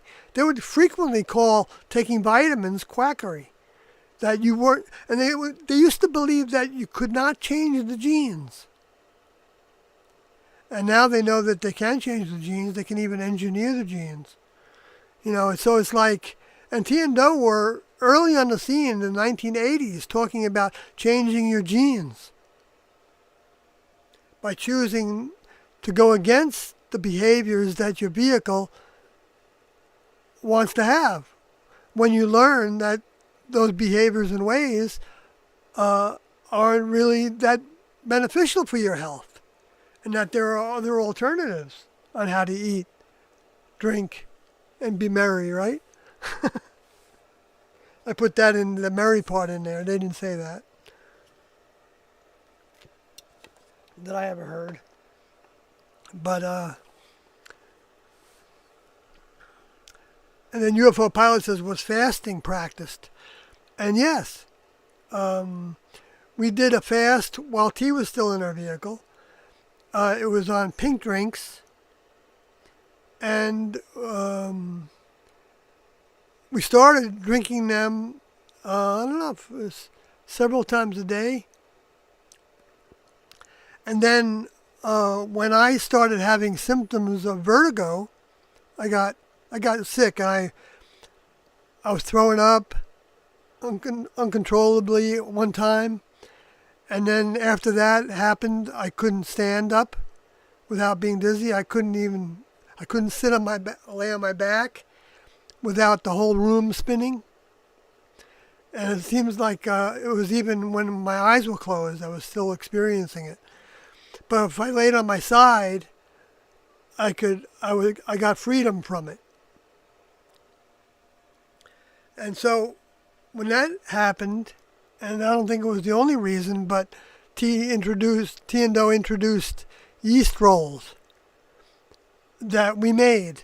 And so we started the yeast lab, which amounted to those clover leaf rolls that were 3 clovers.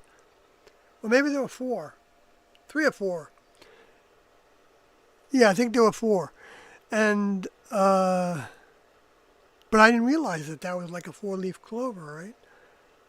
Maybe I'm wrong about my memory of that. That's the kind of thing that I can get confused in my head. But, and when we started eating the yeast rolls with a little pad of butter in the top of them, each one of them, my vertigo went away.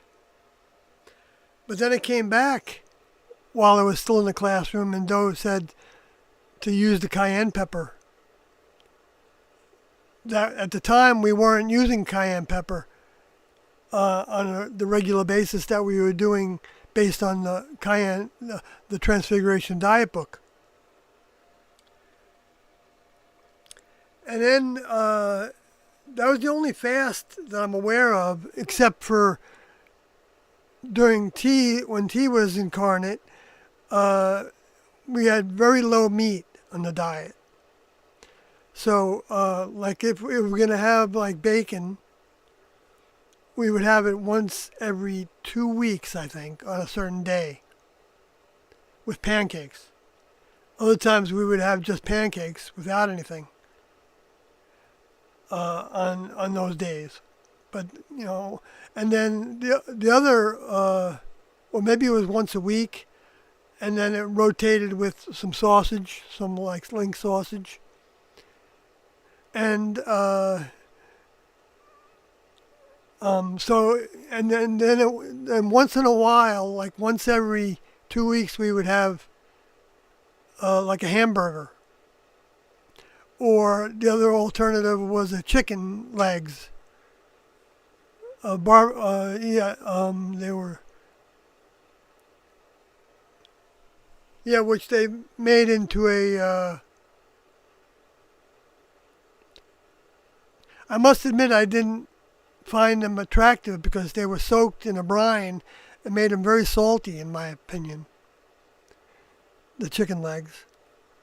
But, I mean, I enjoyed them. I mean, but, if I was going to make them myself, I probably wouldn't have done it that way. But we were on the program that T and Do were giving us. So if that was a big problem for you, then you would either just be quiet about it and not let that problem linger in your mind. I mean, if you were throwing up because of it, then you would tell T and Do about it, and they probably would change it because they didn't want to put us through tests that weren't really going to be mind development. Because there's a certain amount that the vehicle can do to you that can make it kind of impossible to consume something. And so they didn't want us to have that kind of degree of acceleration of overcoming likes and dislikes on the food spectrum.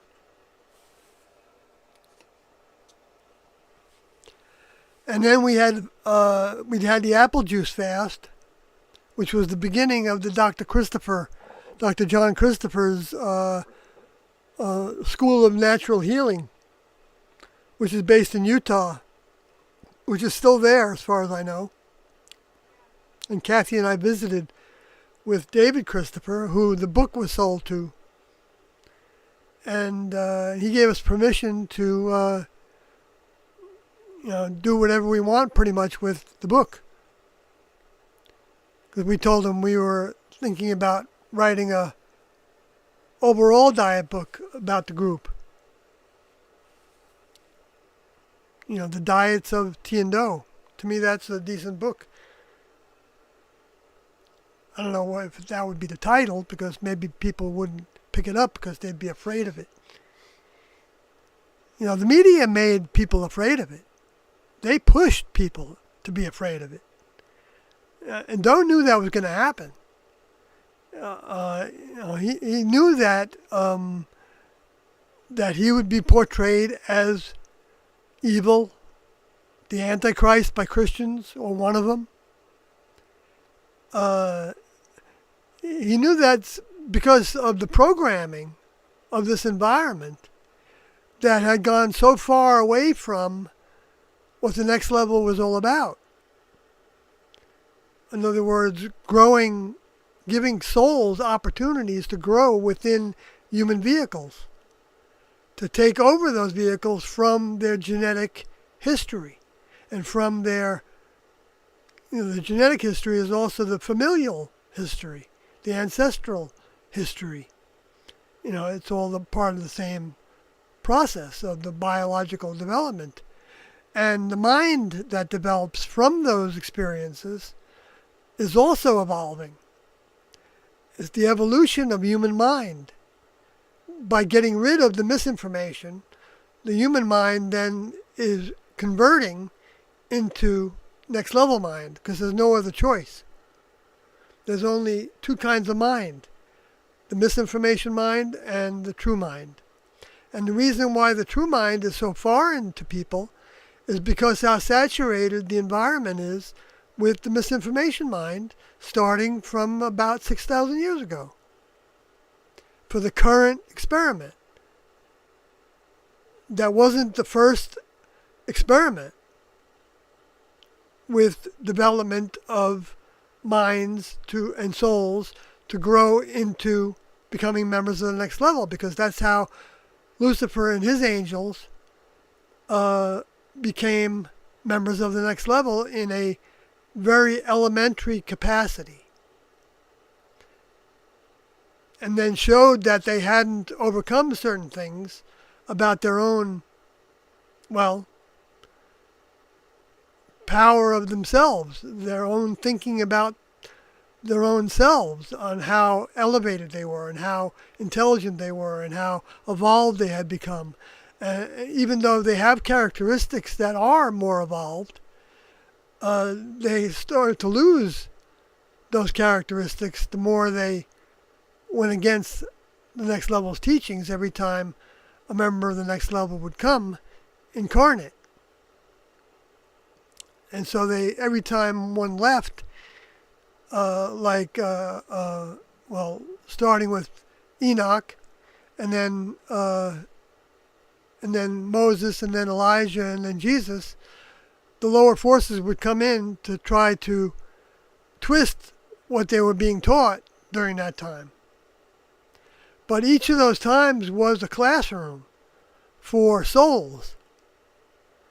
so that when souls were coming back during the last days, which are now in progress, um, uh, they wouldn't need some of the lessons that other souls that were freshly planted, even during those same times that those other souls were getting closer and closer to graduation, other souls can be planted to grow through the grades in school in the human kingdom by separating from their humanness, by not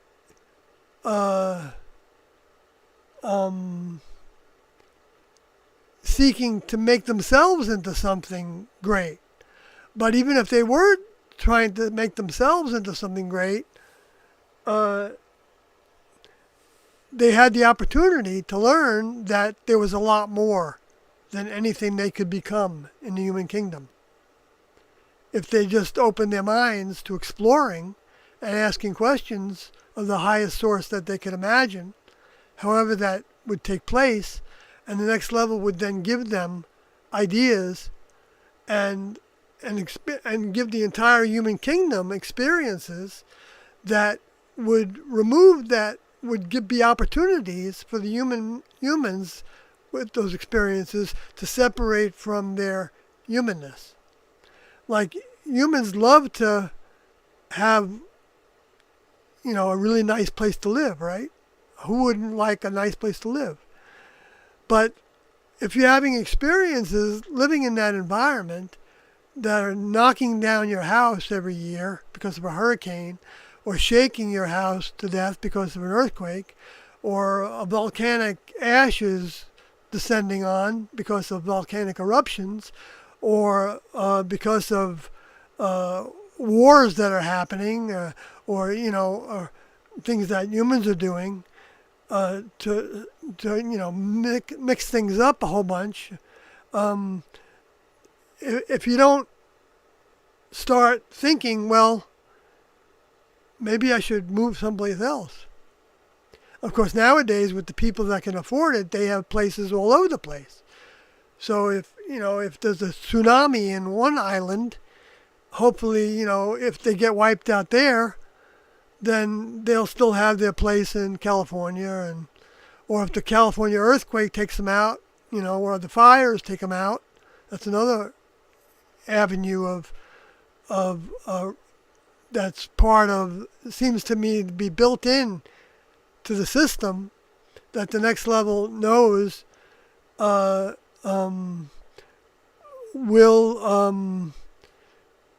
contribute to the lessons of getting unattached from the human kingdom. Even the loss of life is a system that is in place that we all accept, I think, in general. I mean, if we don't accept it, we want to find ways to not go through it, or go through it too soon. I think that's natural to life, and that's beneficial, because we need these vehicles to learn lessons. Otherwise, once you become a spirit, you're not going to learn anything new unless the next level puts you in another circumstance with a vehicle to learn some things new. Whether that's on a spacecraft, or whether that's something that can happen on ice, because maybe on ice you could also be observing something. Who knows, right? It's not for us to judge how the next level grows the garden. Or if we do try to judge it, then we're going to find out how bad of a judge we are over time, which you've seen reflected through the teachings in the religions. To where they say this is going to happen, and this is going to happen, and that's going to happen then, it's going to happen then, to where it's like the boy who cries wolf when it's about to really happen. And so Do is seen as that when he was talking about recycling. Even though to Do's thinking, to his consciousness, he had grown to have more of the consciousness of his next level mind, to where when he said something was going to happen soon, It could be 20 years. It could be 40 years. It could be 60 years. We don't know what the time frame is because he wasn't basing his time frame on human time.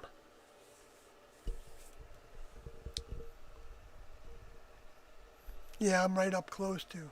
So it sounds very loud, right?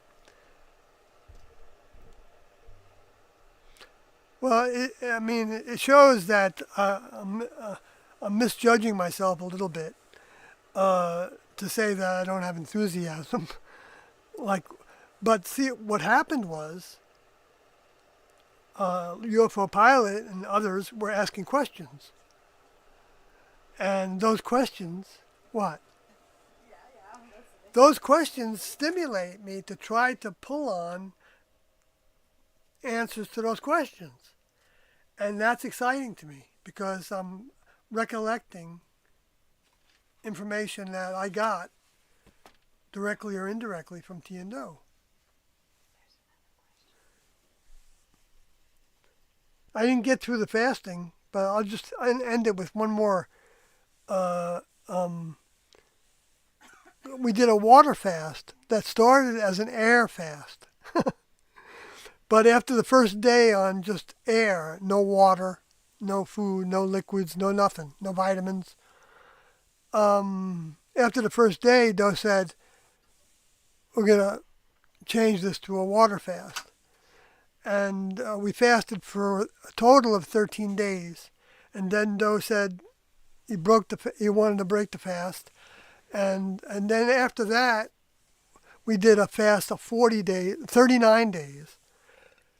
On the Burroughs cleanser, the lemonade drink that I told you about. And then we did other fasts, smaller fasts, in between that. And then, like I said, back to other kinds of diets. Joseph Coates had asked a couple of questions. I don't know that you saw them. Oh, wasn't there a girl that went by the name Sai? Yes. Was she your partner during the Beyond? Whatever happened to her? No. That was She's Junodi. No, not for the Beyond Human. I spoke incorrectly. When you guys were doing meetings, there's Carlotti used to have a channel on YouTube, and he had that Chicago footage that He doesn't have it? I don't think it's on anymore. Oh. I can't find it. I don't know. Maybe I got blocked. But I think that he took it down. I could be wrong about that. I don't know. But he did have the Chicago meeting footage. And there was also footage of you guys sitting down to eat. And I remember you saying that she was your partner at something. I can't. Was she in a vehicle that was Asian, Japanese or Asian? Yeah. I don't remember being partners with Sai, but I think she did. There was a short period of time where she was riding in the same van, I think. Maybe it was Rio that she was. Yeah, it wasn't because she had a brother that was also in the. I think who used the word Sky to identify himself. I wish that footage was still. But that was in 1994. So I don't know what happened to that individual, Sky or Sai, but I heard something about one of them recently. Yeah, for some reason I don't know if he. Maybe we heard something on a tape, on an audio tape from, after I left. Because I don't know when they left exactly. Well, what I'm thinking of is the Chicago footage that had been posted, but does not appear to be on anymore. Huh. Wonder why that's happened. Carlotti might have just,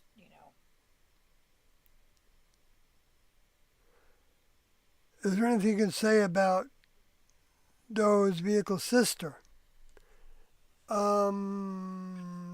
That I don't think she got everything right that she thought she got right about. Well, No, maybe that's not the right thing to say. That's not accurate. What I mean by right, the accurate thing to say. I think the media uh, ran with the part of the story that she was depicting of Doe checking into some facility because of his heart. And I don't know if that was really Doe checking into a facility to deal with his alcohol usage. I don't know. I don't know what that was about. But he wasn't in a mental hospital when he met T. I know that. I don't know if he was ever in a mental hospital. Of course, the rich and famous, they go to retreats. And Doe was kind of in that category. I don't know if he was rich, but he was famous in Houston for sure. So, but so I don't remember much else that his sister said. Uh,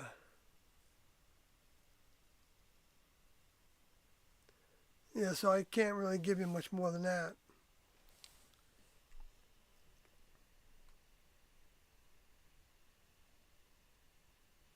If you can refresh my memory on some things that she said, I'll try to pull in whether I think that was accurate or not.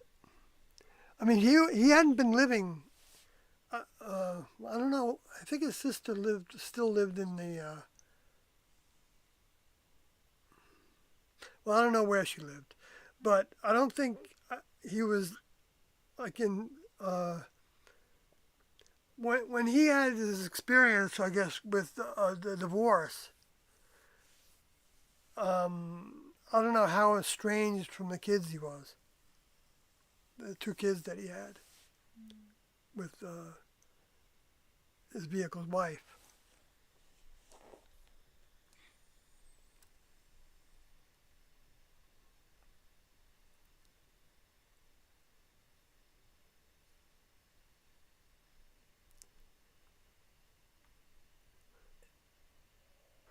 So UFO pilot says, did Tira Doe ever speak about having abduction experiences? Uh, well, yes, only in the context though of that they didn't. Their vehicles weren't allowed to be abducted by the space aliens. The next level was keeping tabs on the vehicles that were picked for souls to come back and take over, their vehicles, including our vehicles. I mean, the students at the time. And that can apply to a lot of vehicles right now. That, that the space aliens might have wanted to abduct, but the next level had their eye on.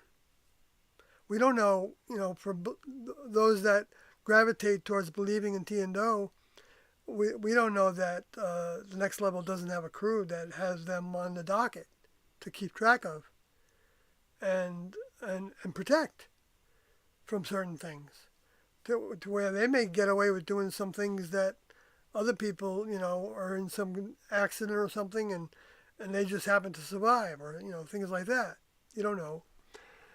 It depends on what the next level does because they even choose multiple vehicles for returning souls to take over. If like one doesn't work, then that soul can potentially move into another one. That's a little, I guess, easier for that soul to take over. I mean, they want it to be difficult. It's all going to be difficult. There's nothing about leaving the human kingdom that's not very difficult. And recognizing how difficult it is and then applying the teachings, that's the challenge. And that's what builds the mind. By taking on their recommendations and their teachings on how to stay on a straight and narrow.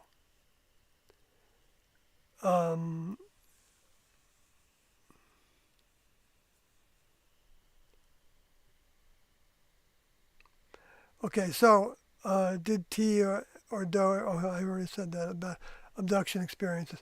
So, so one of the things that T and Do were in process.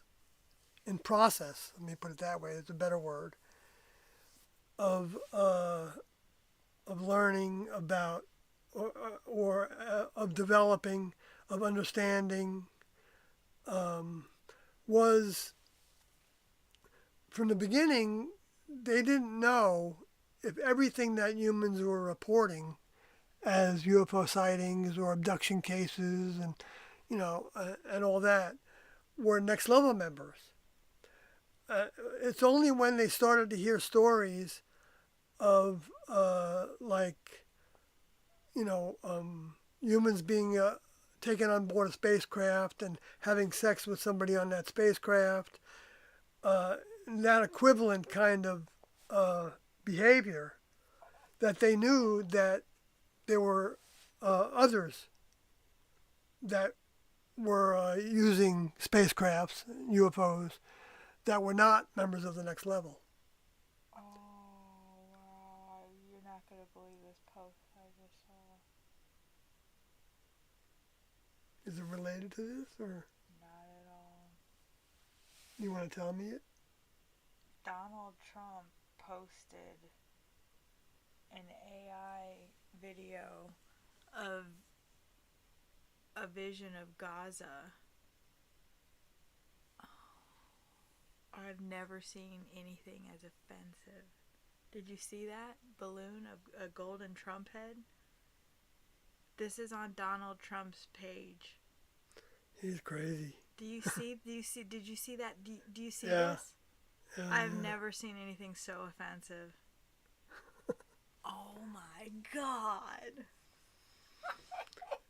Like I said about Donald Trump, and the reason why I didn't vote for him ever, and I didn't vote for anybody actually when the choices were him and Hillary. I couldn't vote for Hillary either. I couldn't vote for George Bush.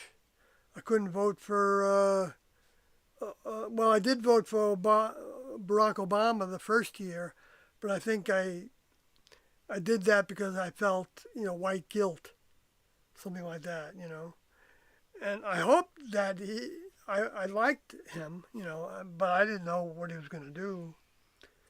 And he ended up just working for the Wall Street, really, and the bankers and the international cartels of wheelers and dealers, on the world stage, the IMF and the World Bank and all that.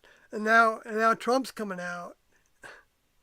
I don't know if he's getting a joke making a joke out of this. Anything like that is so offensive.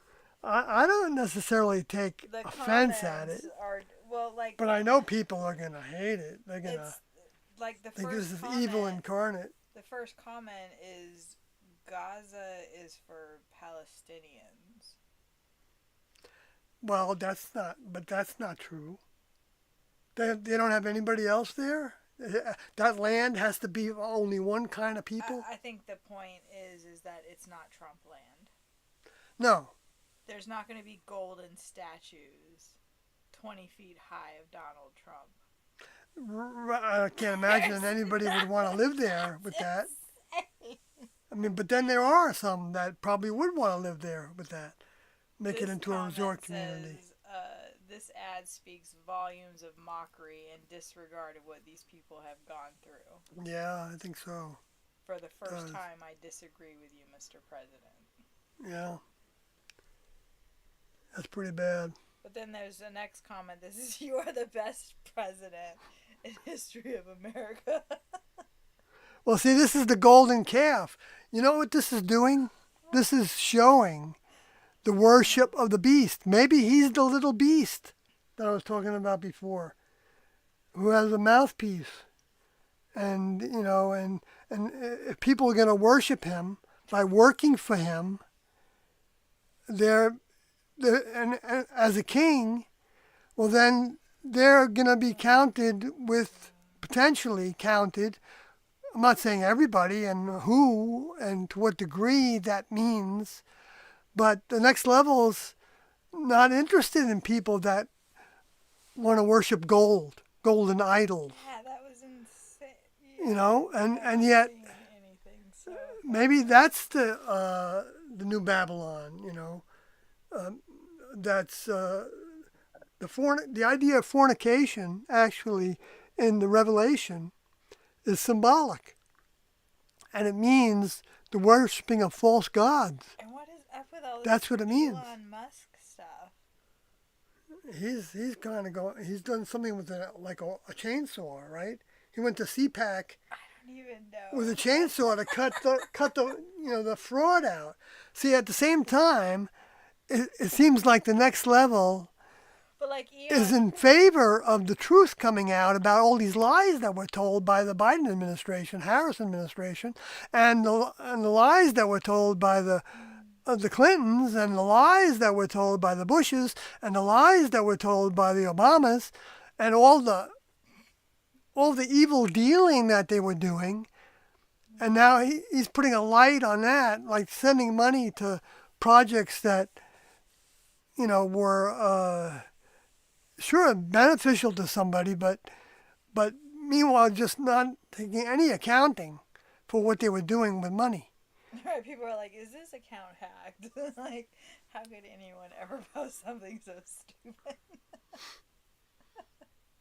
Maybe it's his bad sense of humor, I encourage. But everybody he to thinks look at that God saved him by having him to turn his head at the right time to Well, where. it looks like he just posted it like 4 hours ago. I mean, I encourage 3 hours. And it's ago. possible.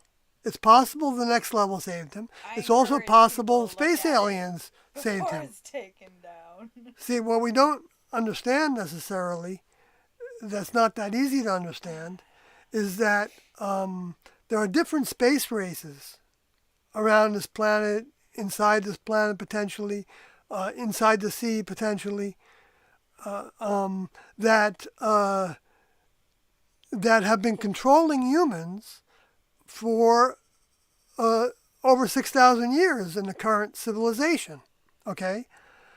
And they ride herd over humans. And some of them don't agree with what Lucifer led them into. And they want to please the chief of chiefs still. And we're talking about souls that are using hybridized human vehicles on their spacecrafts. Probably spacecrafts that they got from the next level or from an advanced civilization before that where maybe the technology grew to that degree. Anyway, but one way or another, it's from the next level, because the next level gives humans the ideas to develop into spacecrafts that have zero gravity, etc. Everything. The next level gives all the instigation of all the development in the human kingdom. Otherwise, humans would remain like, just, hunting for their food, and they would develop things. They would develop skills and technology and eventually, but the next level doesn't wait for eventually to come around.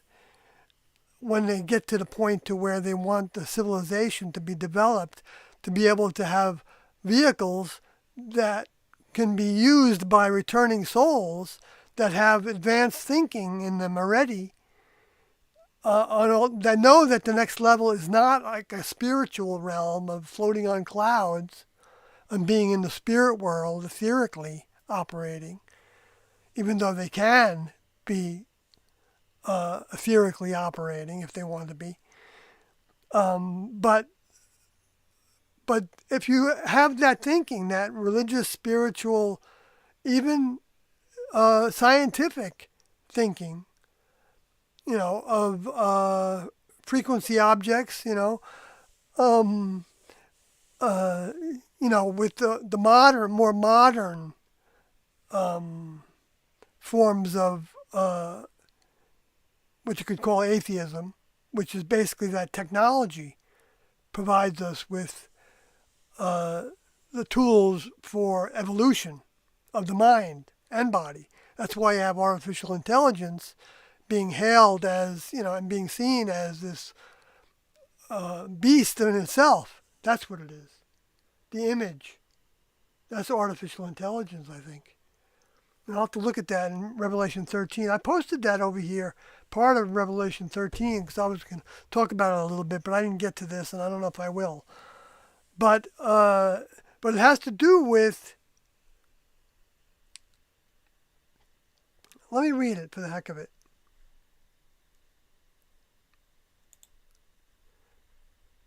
I think it's still on there, isn't it? Yeah. It's Revelation 13 says, and he causeth all, both small and great, rich and poor, free and bond, to receive a mark in their right hand. Now, the one he's saying is he's talking about Lucifer and the beast. Okay? And that no man might buy or sell save he that had the mark, or the name of the beast, or the number of his name. Now, the beast word means poisonous mammal, and it's a singular or plural term in the way that it's used in the Greek.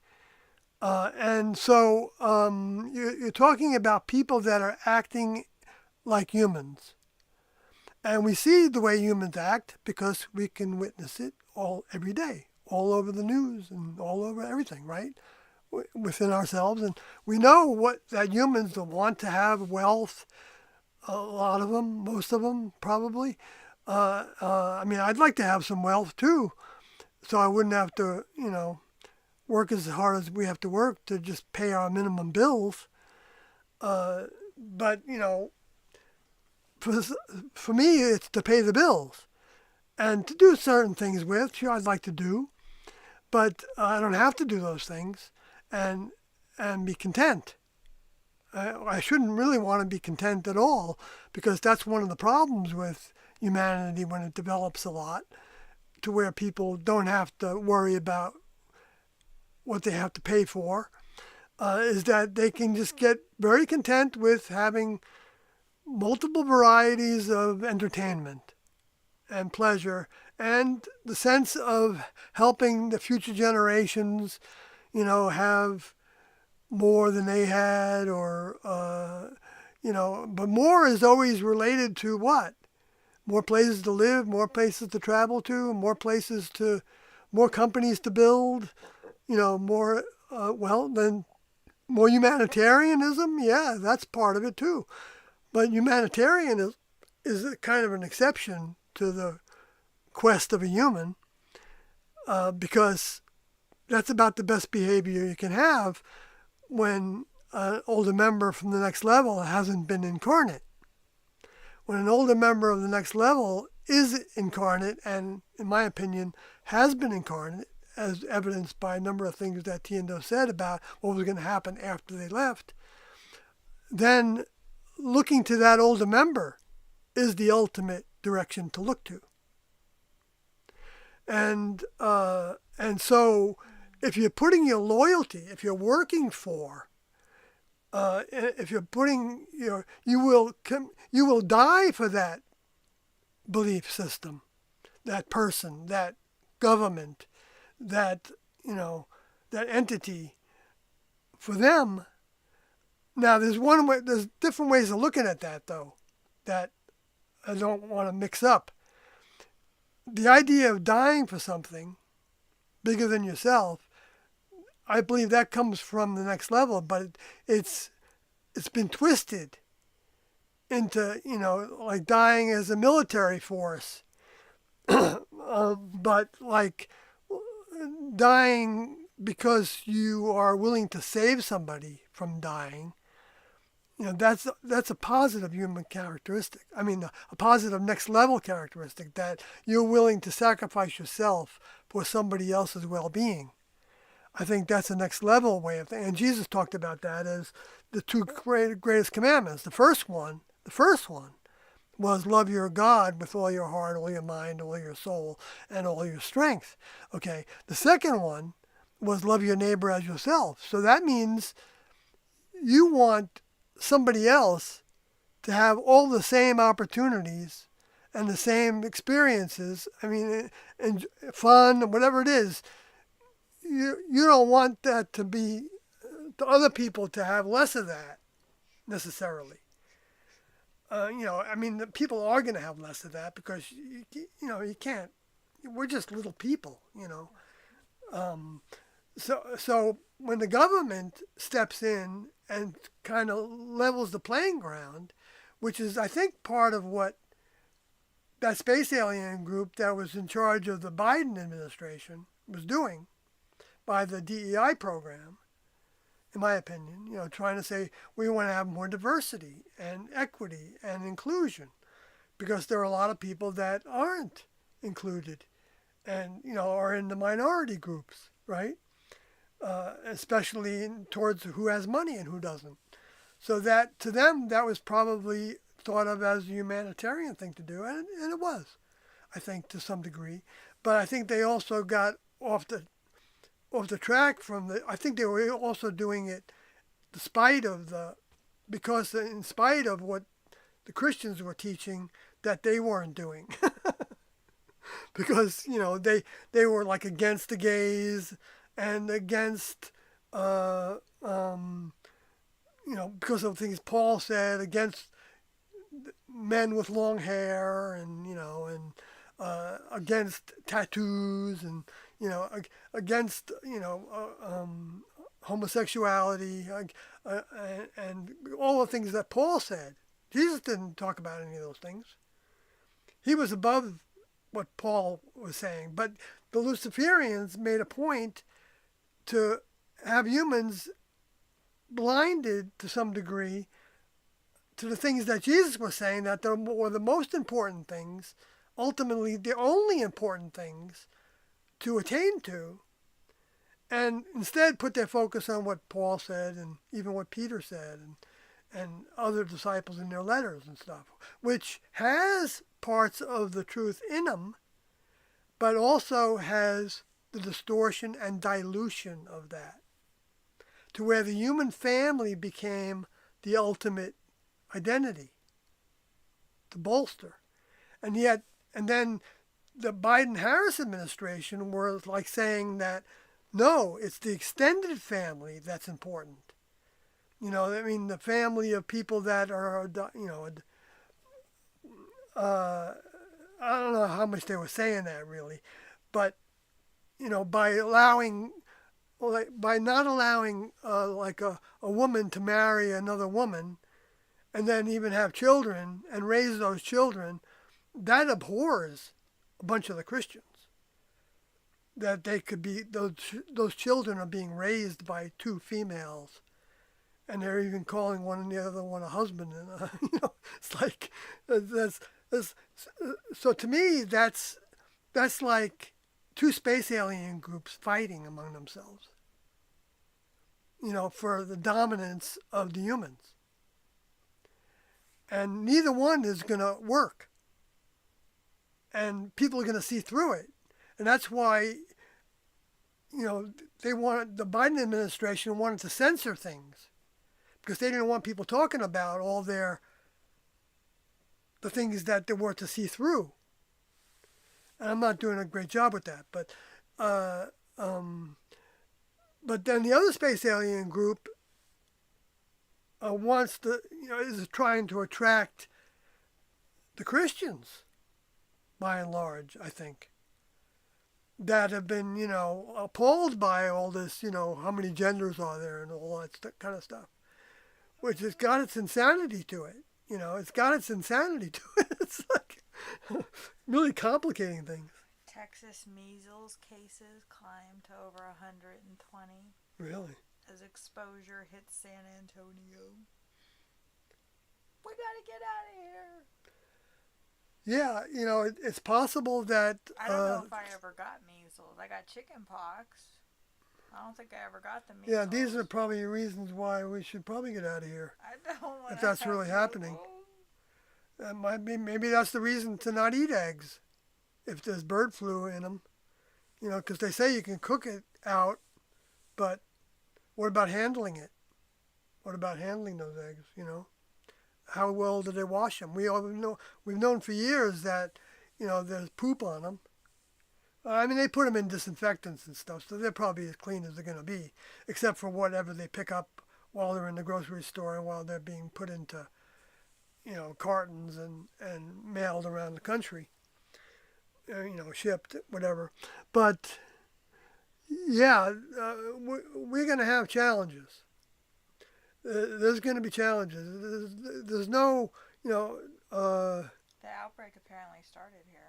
but there can be good that can come from all these things, especially if individuals withdraw their mind from looking to their development, looking to their future based on what the Trump administration is teaching, or based on what the Biden administration was teaching, based on what the Pope is teaching, based on what any of the religious leaders are teaching, based on any of these things, based on what Elon Musk is teaching. All these things are part of the human kingdom that the next level sees as primitive. Literally primitive. Even though there's certain degrees of advancement that's less primitive within them. But because the ultimate growth is to achieve a metamorphosis of the flesh and mind that converts into members of the next level with pure vehicles. The only place peace is going to be found is in the next level.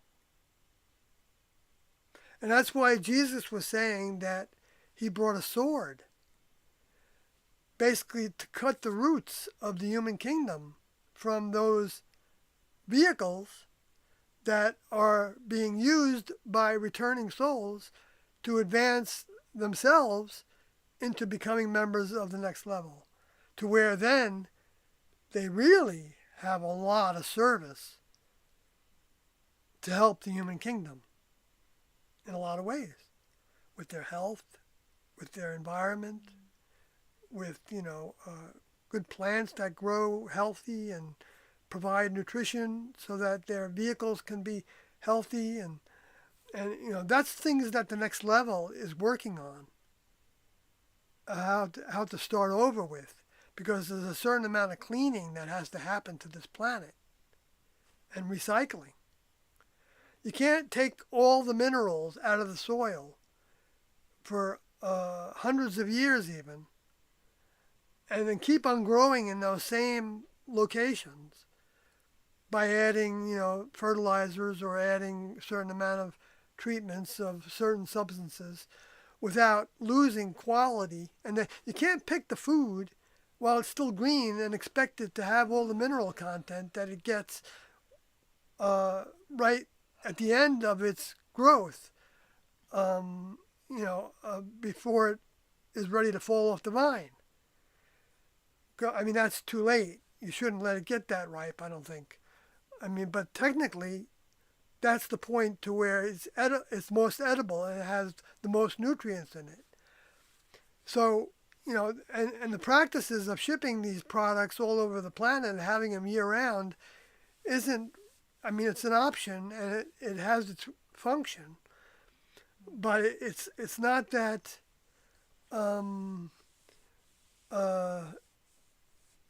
overall healthful for the entire system. That's why in the Moses years they were told to rotate your crops and leave one fallow so that those crops would go down back into the soil. And so I guess that process was, maybe that's not the ultimate process, but maybe it's good enough, or it's great to be used for future generations to exist before their bodies would start to deteriorate sooner and sooner because of and not only that, but the environment of mind on this planet. I don't know what it's going to take to vacuum that up. Because they don't want humans to be bombarded with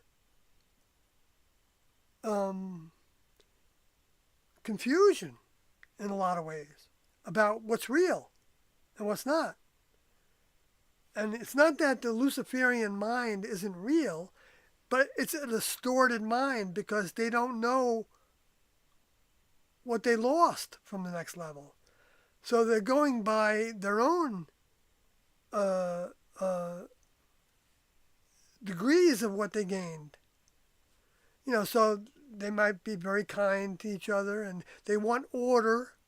They want law and order to prevail. So maybe that's one space alien group against another one to where they stopped having law and order in states. And now they're getting some of it back to where somebody's not automatically uh, um, paying for stealing from other people, even though I'd rather see people. I think the government should be giving people a standard income. I thought at first I thought maybe uh, um, maybe just food, okay, would be good to have, and of course people are going to abuse it. I know people abuse pretty much everything. Some people, and more than others. And to more degrees than others. If they can get away with something, they're gonna. I'm similar, but there's a point to where I'm not going to do certain things. Like I couldn't imagine selling food stamps, to people. But I guess if I was desperate, and that's the only way I could think of making some funds, because someone at my age, nobody really wants to hire you for anything because they think you're going to die soon. And you're going to need health coverage. You're going to be out sick too often. And they got a point to that, So, I mean, considering the amount of taxes that we pay through all these different utilities that we have and everything, and services and products that we need to buy. I mean, sure, we can figure out ways to get around needing certain things, and that's probably a good thing. That happens by a certain amount of poverty, but it seems like, Tiendo talked about this a little bit. They saw this. They would see reports, and they wouldn't think necessarily that those reports were convoluted or inaccurate. They would look at it in a way that they had pretty good discernment. I think they had excellent discernment. And so they saw this one report of this. Described this guy as a little old guy who was living off of a fixed income, and he had to leave the house he was living in because the amount to live there went up, and he didn't have any way to have an income to pay for it anymore. And so they felt like they should be taken care of. So I think that the Social Security system was a next level instigation, as well as food stamps, as well as a lot of things that we don't recognize. Health. I think even the way that they're saying that they want to make America healthy again, I think that's a good step. Whether it's going to be able to be accomplished or not, I doubt. Whether they're going to do it in a good way, a way that the next level would do it, I don't know. I doubt it. I don't think humans are that capable. But then I could be wrong. And I'd like to be wrong. I'd like to see, they are doing some things. They're going to try to get rid of the dyes. How long has it been that you've had certain dyes in certain foods that in other countries you can't have? And those dyes, what value are they?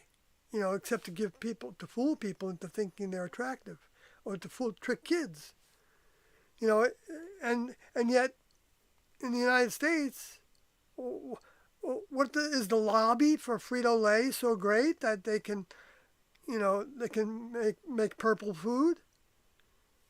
Bright purple, like it's got like radioactive particles in it or something to make it, fluorescent colored.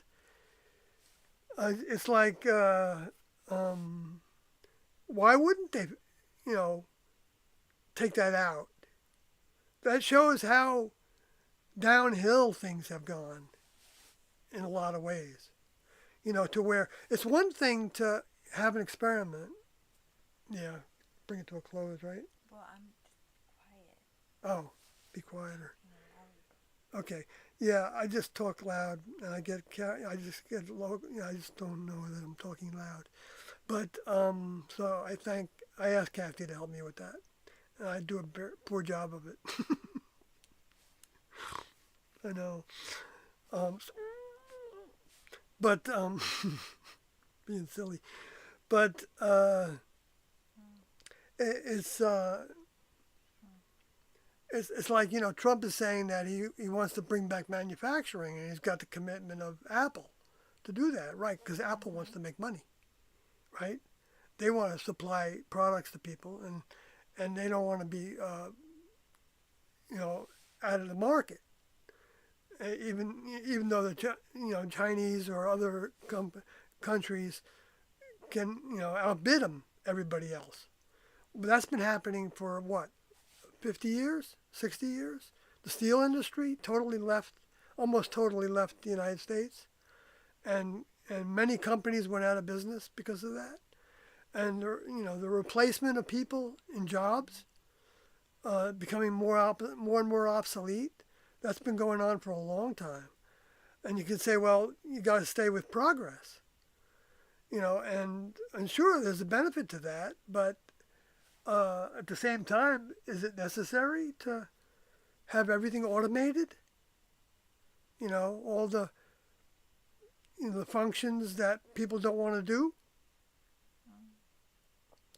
Because it's because in the human kingdom, from the next level's point of view, I think no matter what you're doing, you can get lessons from it, and grow. And grow to even become a member of the next level. You don't have to, come up in some company and show that you can tell people what to do and how to come up with a better product, how to be a marketing genius.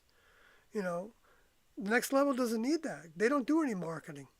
I guess they do some marketing when they, gradually bring certain ideas into the public, because they know that people can't handle it otherwise. And so the Luciferians do that, and they have humans do that, but it's a facsimile of what the reason the next level does it. Because the next level aren't judging humans, how many humans they have believing in them for their own self-worth. Their self-worth is based on what their older member thinks about them. That's like a safeguard, a huge safeguard. So that if somebody gets off the track and doesn't want to draw in the mind of their older member for the solution to problems, and love that solution, because they know that it's a better solution that they could have come up with, and the next level doesn't just come up with the solutions. They give their students the task of coming up with solutions. And then they hope that their younger members are going to make choices that would reflect the kind of choices that they would make. And there's a reporting system to where the older members find out by the younger members reporting to the next level, to the older members, how they chose to do things when they didn't have access to asking direct questions, and they made choices. Then the older members, there's a reporting system that the older members find out about it, and it's not like those younger members are bad. It's that there's a better choice to make. And sometimes the older members will say, well, that was a good choice to make, but now that you showed me what choice you made, I think this would have been a better choice. And then what happens is then the younger members go back to the whatever department they were working in that was making choices that were not the choices their older members would make, and they update everything or whatever was affected by that temporary choice that was made, if it needs to be updated. And we witnessed that in the classroom constantly. And it's throughout the audio tapes. You can hear little pieces of it happening using human tools to teach the lessons of how to and why and when and trust, knowing that you could trust the next level 100%, even with your vehicle's physical life. We can trust the next level to help us if we ask for help in the directions that we want to go. And they hope that we want to go in their direction. And so they give us opportunities over and over again to grow in their direction. And what is their direction? Well, it's all the writings and audio tapes and videotapes that Tiendo left behind for us that are mostly, some huge percentage of, are available still. Even though Mark and Sarah don't want it to come through me and Kathy and Carlotti. In other words, the provision of the audio tapes that that Carlotti and I have been providing, because I don't think Kathy was ever providing those materials to anybody. No. No, she never did. Yet she's being accused of it. Falsely. And, but that didn't stop a lot of those materials from being available. It just made it a little harder to get them. But not really. If somebody wants to hear the audio tapes that are around, and they go for them, and then they start listening to the ones that they got, they'll learn everything they need to know. In addition to, of course, the bottom lines of the Heaven's Gate book, and that Tiendo made sure would be available. And who knows what they had to do to make sure that that Heaven's Gate website is still up. We don't know. We know that Bill Clinton wanted to take it down. Well, he didn't say, I don't know if he said that directly, but he said that he wanted to make sure that this never happened again. He did say that.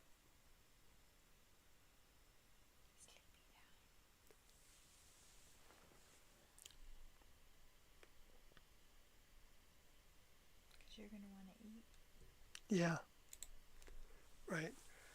All right, folks. So I'm just going to go to the chat room briefly and then call close to the stream.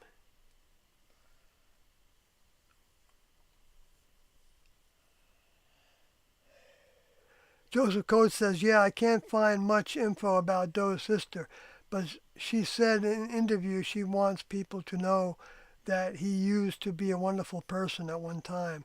Thanks for answering. Yeah, I remember that now that you mention it. And then UFO Pilot says, I appreciate you guys taking the time to answer my questions. I'll be here for the next live. It'd be great to have you. Appreciate your questions. Enjoy the entire stream. Even if I was being accused of doing something terrible. Good night, folks. Kathy. Good night, folks. Being silly. How do I do it? Oh yeah, I know how to do it. Stop.